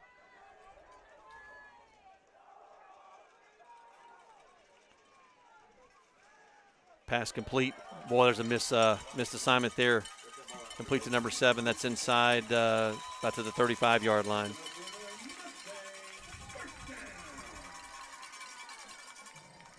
Well, the great Tyler Burke has given me some tiebreaker info. Okay, Tyler, thank you, buddy. If the Lions don't complete this comeback, and again, it's still up for grabs. Southwest, Trinity, and Faith will all be at 1 and 3. Get that here in a second. Franco, play action pass, complete again to number 7. Escapes another couple of tackles. Is he Luke running on Oliveira the is finally field in there. at the last second or something, and we can't cover that? I guess. I don't understand why he's so wide open. So entering week 10, Southwest Christian plays All Saints. Trinity Christian plays Midland Christian, and we play FWC. In week 10, when Faith beats FWC, we'd be at 2 and 3, and the 3 seed over FWC, who would be the 4 seed. If we lose to FWC in week 10, and so does Southwest Christian and Trinity, then the 3-way tie will go to a point differential between the 3 tied teams, and Grapevine Faith would be in as the 4th seed. Oh, okay. There's a little trickery. Handoff to Coy Hayes. Interesting, Coy is one of their linebackers, and they bring him in as a running back. So Faith would have the opportunity because, again, apparently it's a point differential. So thank you, Tyler Burke, for that explanation. That definitely gives a really clear picture, that would have taken me 2 weeks to figure all that out. So thank you, sir. So if the Lions lose tonight, that upset by Trinity Christian was huge. Yeah, that was big. That really threw a wrinkle in things, didn't it? Franco with inside handoff to Hayes. He's right up the middle, breaks through a tackle. That's a touchdown. Gracious. There's a penalty flag down. Holding, maybe, hopefully, probably. Well, and Phil Dawson is going to go for 2 again. No, it's on us. See what the call is. Waiting on the referee's signal. We get nothing.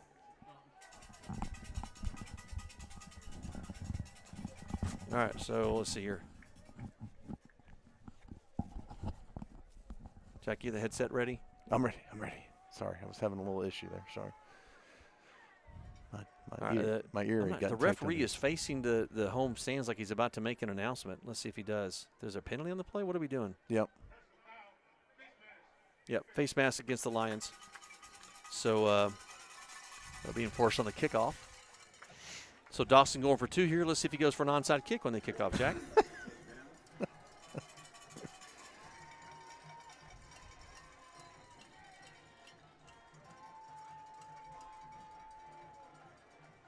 Oh, my goodness. He's just going to run it in. Franco's going to run it in. 2-point conversion is good. Good play call there. I mean, it just kind of very deceptive.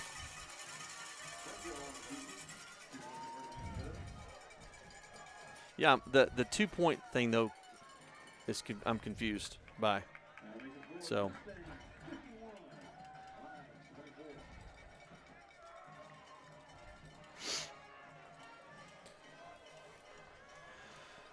Well, 7:13 left, Jack. 51-24. Lions have shown some heart here in the second half, but man, this Midland Christian team, you just ran into a buzzsaw tonight, and they have they've had some passes across the middle. That last drive, they had a couple passes there to number 7, kind of in the flat area, and he just he picked up another 10 or 15 on his own. Yeah, he was wide open on both those plays. They have run the football right up the gut against the Lions tonight. And they just haven't had an answer for it. No, we've struggled with that run, especially down the middle. I don't know what we're lacking in that area, but, man, it just kind of hurts you when you can run that ball down the middle because it opens up everything else, too. Yep. Opens up that passing game dramatically. Well, I was only half kidding when I said see if the Mustangs try an onside kick here because we are lined up for it. You've gone for 2. The last 2 touchdowns you've had up significantly.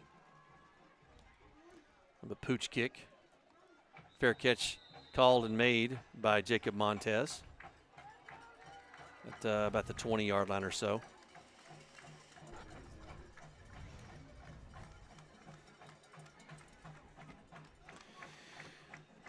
Well, you got a week to prepare for Fort Worth FWC, and you've got I almost slipped there. And hopefully you have Austin Cosby back, and that's taking nothing away from Cody Bowman. Cody Bowman's had a great game tonight. Yep. Jacob Montez has been an absolute beast. Touchdown pass to Jace Walker as well. But Cody's done a great job tonight stepping in for his first start. I would say after those first 2 drives, he kind of settled down dramatically. Yep, agreed. Yeah, really, really good game tonight by Cody. But hopefully you get Austin back. Hopefully you get Noah back next week for FWC. Bowman chased out of the pocket, runs to his right. Golly, what a throw that was. Kind of late hit out of bounds, too, over there. My opinion. Complete to Luke Davis. Oh, good question. Gain of about 5. We'll call it a gain of 4 on the play out to the 29-yard line. No, it wasn't a hit out of bounds. I'm sorry. Clock running 6:43. I guess he didn't get out.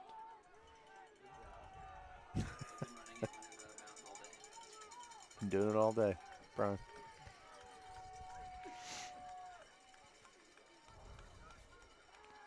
Bowman back to pass. Oh, in just overthrown. Intended for Jace Walker.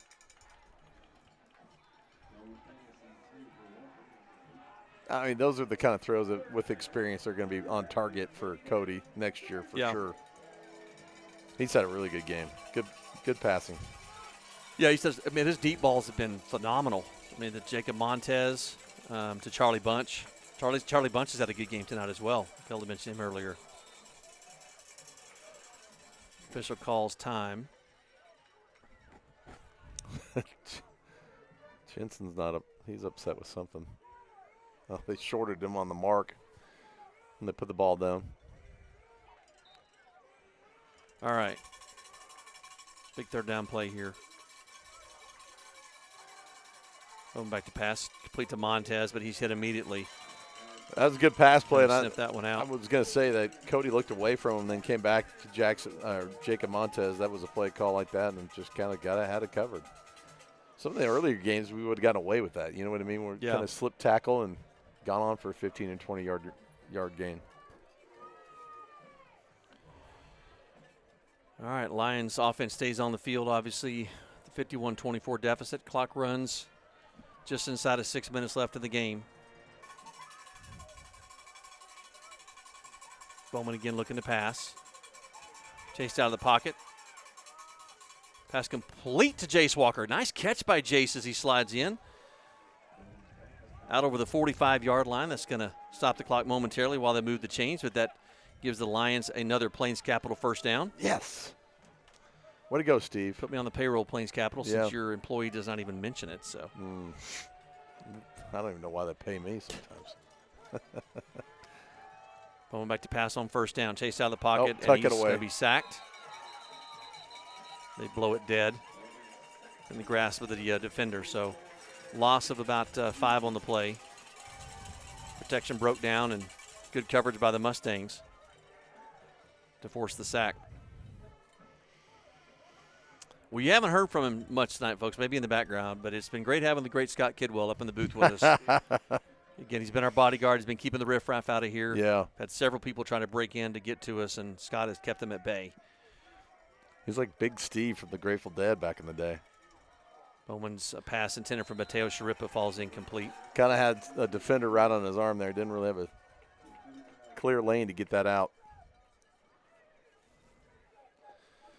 Brings up third down, Steve. Obviously 4-down territory, I would think, right? Well, yeah, I would think so. Mustangs have done a good job putting pressure on Bowman tonight. Their front four for sure. Again, size-wise, Jack, I wouldn't put these guys as any bigger than anybody else that we face, but, man, they have just surgically attacked the Lions' offense. Bowman, good throw on the run. Oh, Jace Walker with the catch. Oh, that's a catch. Nice job. And held on to it after he got popped. Man, he got popped really hard right out of bounds. Zero likes to get up after they give up a 20-yard pass and act like it's incomplete most of the time. So, really, great catch there by Jace. Man, a beautiful pass by Bowman on the run too, right? He really is. Yeah, agree with you. Back to pass again. Golly. Great catch by Charlie Punch. Oh my God, that was a great throw. Holy smokes. Man, he's showing some maturity. That's a Plains Capital first down, Steve. It is another Plains Capital first down. Charlie goes out of bounds, stops the clock with 4:38 left. Again, Lions trailing 51-24.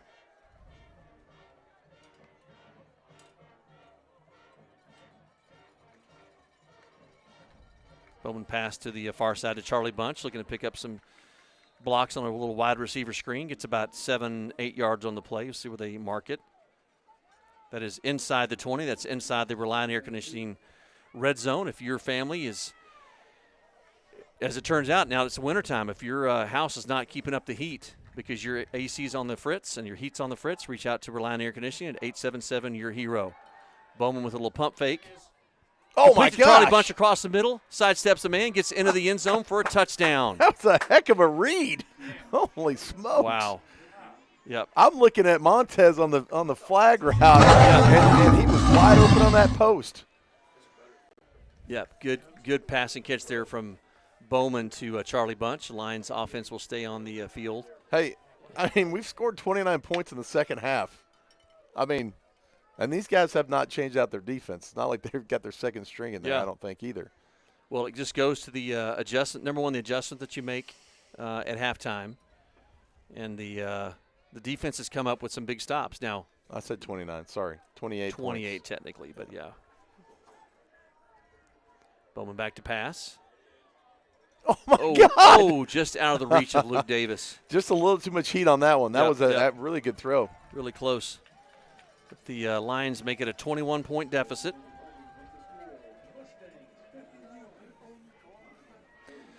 You know, Texas Tech scored 14 points against Arizona State in a minute 45. Man, we could do that here, Steve. I don't even know what to say. I don't even know what to say anymore. If you're still listening, give Steve a text. Blink twice. Oh.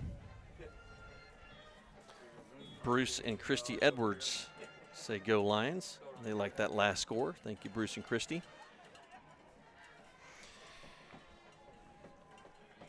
Well, Jack, assume you're looking at another onside kick situation. You got 4 minutes left, so it would call for it.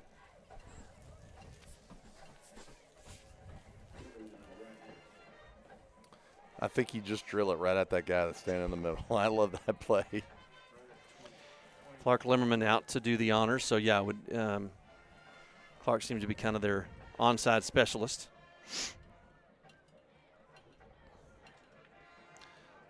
maybe the Mustangs can get this and drive the ball back and go up by 28 and go for 2 again.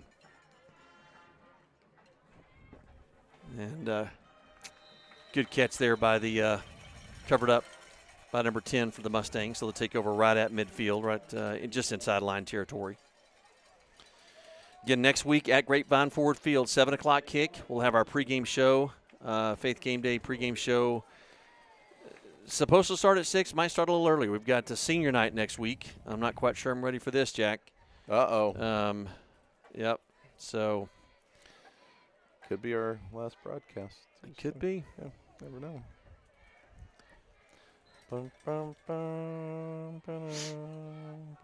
Let's go. Lions defense now trying to come up with a stop and even a turnover. Turnover would be great, Steve.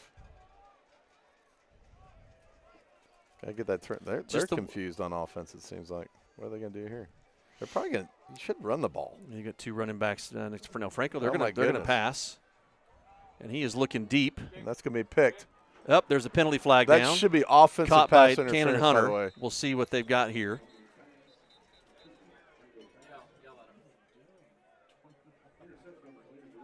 That should be offensive pass interference. Let's see what we get.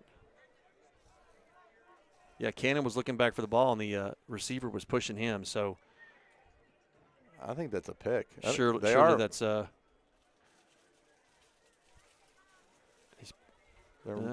on. Nope. Yep, he's going to stay down there. That's going to be an offensive.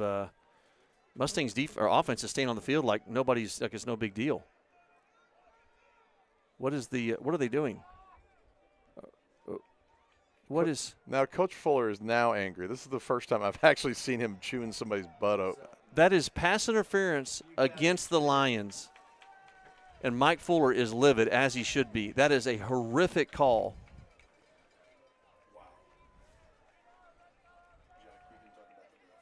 Wow. That's embarrassing. That's terrible. That is unbelievable. As a Midlander, I apologize. Scott apologized for all Midland fans. That was a terrible call. Jack, even the Midland Christian fans know that wasn't pass interference on us. You had 2 people clapping. Unbelievable. That was terrible. That is embarrassing. All right, well, you're up 21 with 4 minutes left, so should be going deep here again. Then go for 2. I got to say, man, I'm a little puzzled by this. That was a terrible Not happy call. about it. There's a handoff. That's going to be a touchdown. Oh, but he just stopped just short inside the 5. Wow. Big run there by Brody Todd.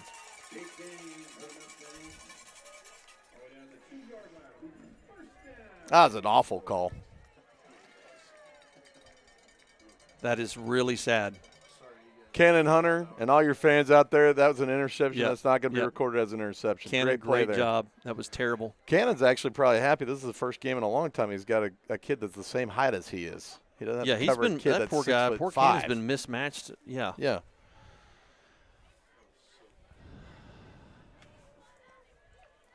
Yeah, that was really bad. Sorry, call. Steve. Sorry about that. Sorry. I want to apologize to all Midland fans.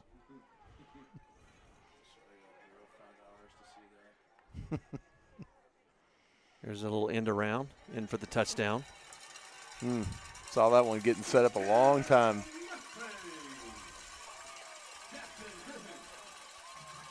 Well, now they're going to go for 1. Okay, I'm not sure when you decide to go for 1 versus 2, but all right, you're going for 1, as they should. That's an awful call. Not that it was going to change the outcome of the game at all, but that was a terrible call. Yep, Uncle Skip in Pisgah Forest says he has no words. Skip, you got to surely you've watched that back. Surely there was not pass interference on Cannon. It's almost like you need to get a pitchfork out there against these refs. Why is that? Pisgah Forest. Oh, sorry. You lost me. I keep getting lost on the Pisgah Forest pitchfork. I would. Put it by the score. Yep, 58-30 now is your score. 3 minutes left. And I'll tell you what, I asked Coach Estrada about this. It didn't seem like he seems like he was talking to the refs in certain situations, but he doesn't seem to get angry. You could tell he was disappointed and angry over there. As he should have been. I mean, that was just That terrible. was a terrible call. Yeah, the Lions have had several big plays tonight called back by penalties, and none. I think you can probably go back and review the fake punt. That's probably going to be the correct call on that one. That was a terrible call. The pass interference, the phantom pass interference. Yeah, this one was bad. All right. Well, you're here again tomorrow. Steve, you got a lot of time on your hands. I'm flying out in the morning, hopefully. Oh, well, you get over to the Globe Theater over in Odessa if you want to. I have not figured out what you want me to go to the Globe Theater for. Well, I mean, Shakespeare performed there. Ball gets out over the 30 or so.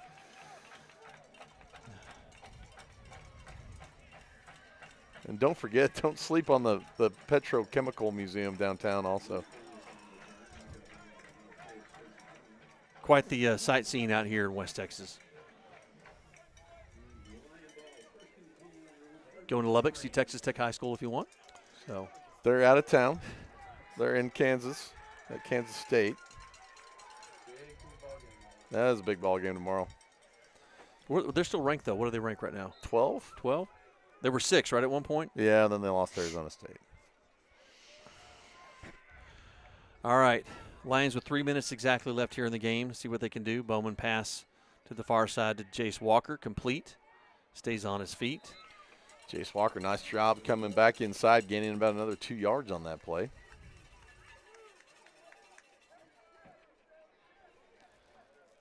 Boy, that is kind of a bad call. I mean, it really did kind of change a little bit of the shift. I'm not sure that it would have changed the outcome, but we had had the ball back with 4 minutes left in the ball game, 4.5 minutes left. Yep, they have not started the clock. There's been 2 plays. There's intended for Jacob Montez. They finally start the clock there and stop it. New clock operator here tonight. Just kidding. I don't know that. Well, your Lions will go to let me go back to Tyler's 1 and 3. 1 and 3. Big ball game next week. Yep. Huge game. Bring out some noisemakers. Get ready to go next week. Let's go, fans. Bowman rolls to his right. Thrown back across the middle of the field towards Mateo Sharippa. Yeah. Falls incomplete. He had the first down if you wanted to run for it or at least get closer to it. Yeah, and we talked about earlier, Jack. That's just, the experience there on that decision-making. That's just going to come with more plays and more snaps. Yeah. But, man, my gosh, huge tip of the cap to Cody Bowman tonight. He has played really well, and you've scored 30 points on a really good Midland Christian team. Yeah, he got some playing time earlier in the year, too. That probably helped out a lot. 4th down play. Over here to Jace Walker. Complete. Great catch by Jace Walker. Wow, great catch by Jace. Good pass by Cody. That was inside of Mustang territory. And a great catch. Now at the 47. Clock stop with 2:49.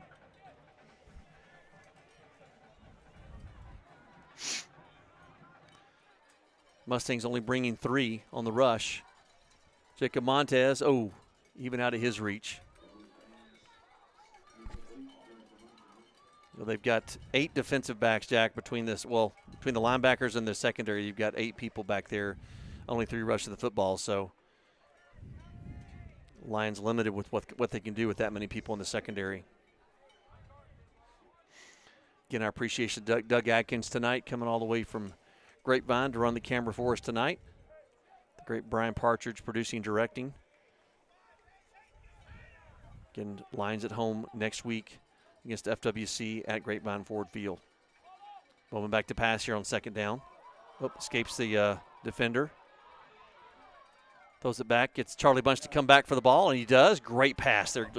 You see Cody instruct him to come back for the ball, and he did. Man, great communication there by Cody Bowman. And Charlie Bunch with the reception. Takes it inside the Reliant Air Conditioning red zone.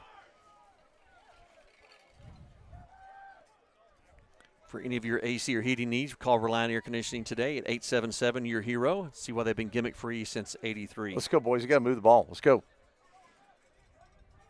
Just over 2 minutes left here in the game. Bowman, sidesteps one defender, rolls to his right, throws it away. Golly. And he snuck away from so many guys tonight with some stiff arms and kind of just swim moves. Yep. Been elusive at times for sure. Clock stopped with 2:02, so they'll get one more play in before the 2-minute timeout. Junior. And the Lions trailing 58-30. Just over 2 minutes left. Inside handoff to Jace Walker, right up the middle. Gets about 5 yards on the play. Good play call there. You Yep. knew you had the stoppage time. About to the 12-yard line, so stops the clock with 1:57. Officially the 2-minute timeout. Do we even know what time it is? Because they keep running the clock at the wrong times anyways. Does anybody really care? Should write a song about that, Jack. Oh, way to go, Steve. Thank you for picking that up. Give it to Chicago to record. Thank you very much for picking that up. You're welcome. Yes, nice job. Nice job.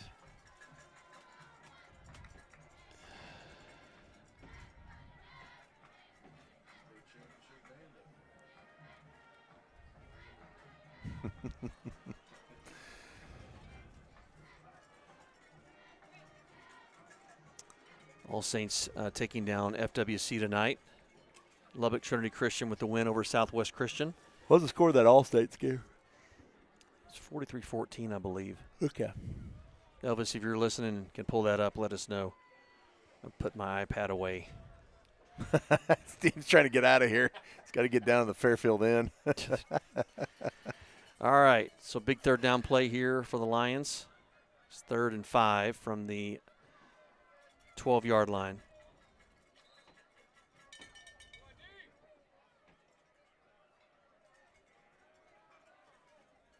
Good protection for Bowman.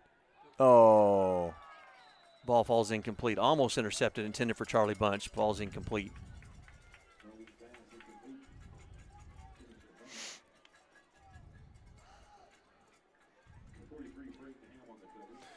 What if these refs go home and look at this tape and figure out where they made mistakes tonight? I guarantee they don't.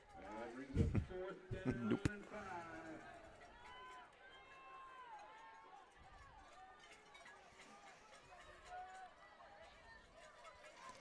Lions are going to call a timeout here. They were there's plenty of time left on the play clock, but they weren't on the same sheet of music, so call a timeout to get everybody together. They've got, I believe they got one left. Scoreboard shows them with 2, unless that may have been their first for the second half. I don't know. I think that was their first. Okay. Yeah.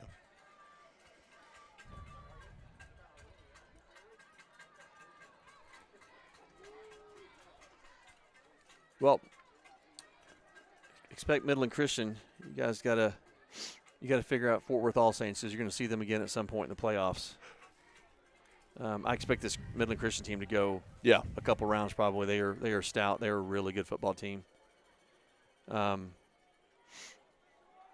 was talking to got here earlier today when it was in a shop, and one of the workers there, her kids go to Midland Christian. They do not play football, but she said that a lot of UIL teams, the public school teams, refuse to play them because they're afraid that they're going to grab their players. They've had a couple players, I think, that came over from either Odessa or Midland public schools, but I mean, I can see why too. They're you try to schedule somebody for a non-district win that's might give you kind of pad your schedule. That is not the case with Midland Christian. They're a really good football team.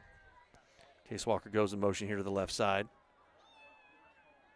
Pass thrown up, batted down into double coverage. He was dancing with him all the way down the sideline. He had his hands on his hips. That's a crazy no call there. Well, the Lions will turn it over on downs. I'm done talking about it, though. All right, well, I'll be here next week, Steve. I'll be with you next week. Is that okay? Well, I won't be here. I'll be in Grapevine. Well, yeah, I'll be in Grapevine with you in the booth for that game next week. I'm excited. Trinity Christian looks like they might have their second string in, maybe? I guess you can still throw to the end zone with your second string just as you can with your first string, huh? I'll tell you what, that kid really shocked me how good he was. Then Jackson Franco. Franco is, dude. He is all that. Yep. I am so impressed with him. Well, he better be Cruz, dude. Yeah. That running back. My gosh. Yeah, they need to take that offensive line out because they protected him really well tonight. Yep. Yeah, that offensive line for Midland Christian is stout. They are, again, size-wise, not like huge, but my goodness, are they good at the at run blocking. Yeah.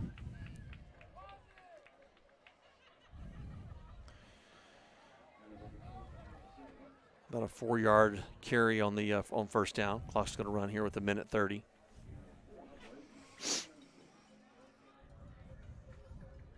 I think most of the team is staying tonight, Jack. There's probably a dozen or more going back on the bus tonight. The Grapevine Partridge is taking the bus back tonight, or the van. He's going back tonight with the group. Oof. Get some sleep, Brian. You probably got dad duty tomorrow, don't you? Got games and rehearsals or recitals or anything? Games. Inside handoff. Oh, face it's going to be a mask. face mask. Yeah. Yep, penalty flag coming in. Okay. Well, they got that one. They definitely got that.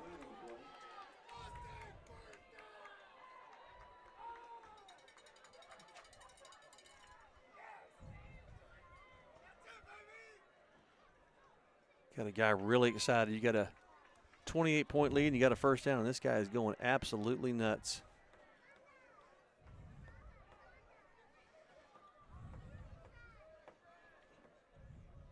Should be 15 yards out of the end of the run, guys. I can do the math for you. It's not that hard.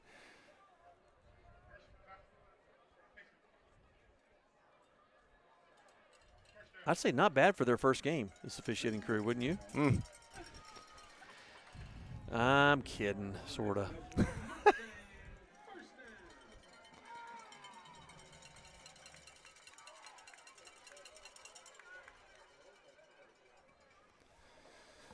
Well, I don't know why they just don't snap it and take a knee, but just be done with it. But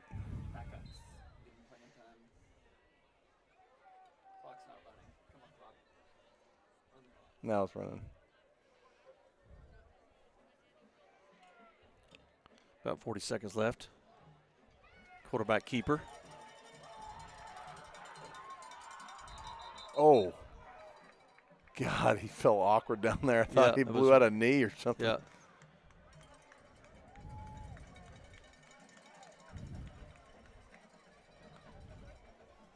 Ran out of bounds, so it didn't stop the clock, or stops the clock, so that's not what you want.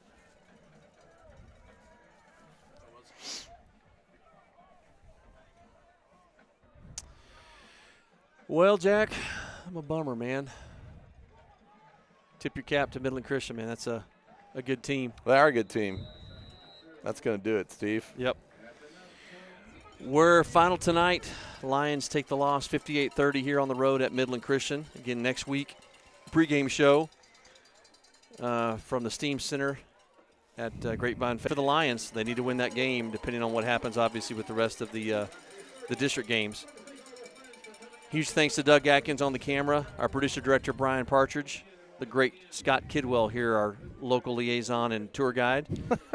For Jack Wharton, Steve Anthony saying thanks for watching. You've been watching Grapevine Faith football on the Grapevine Faith Sports Network. Good night.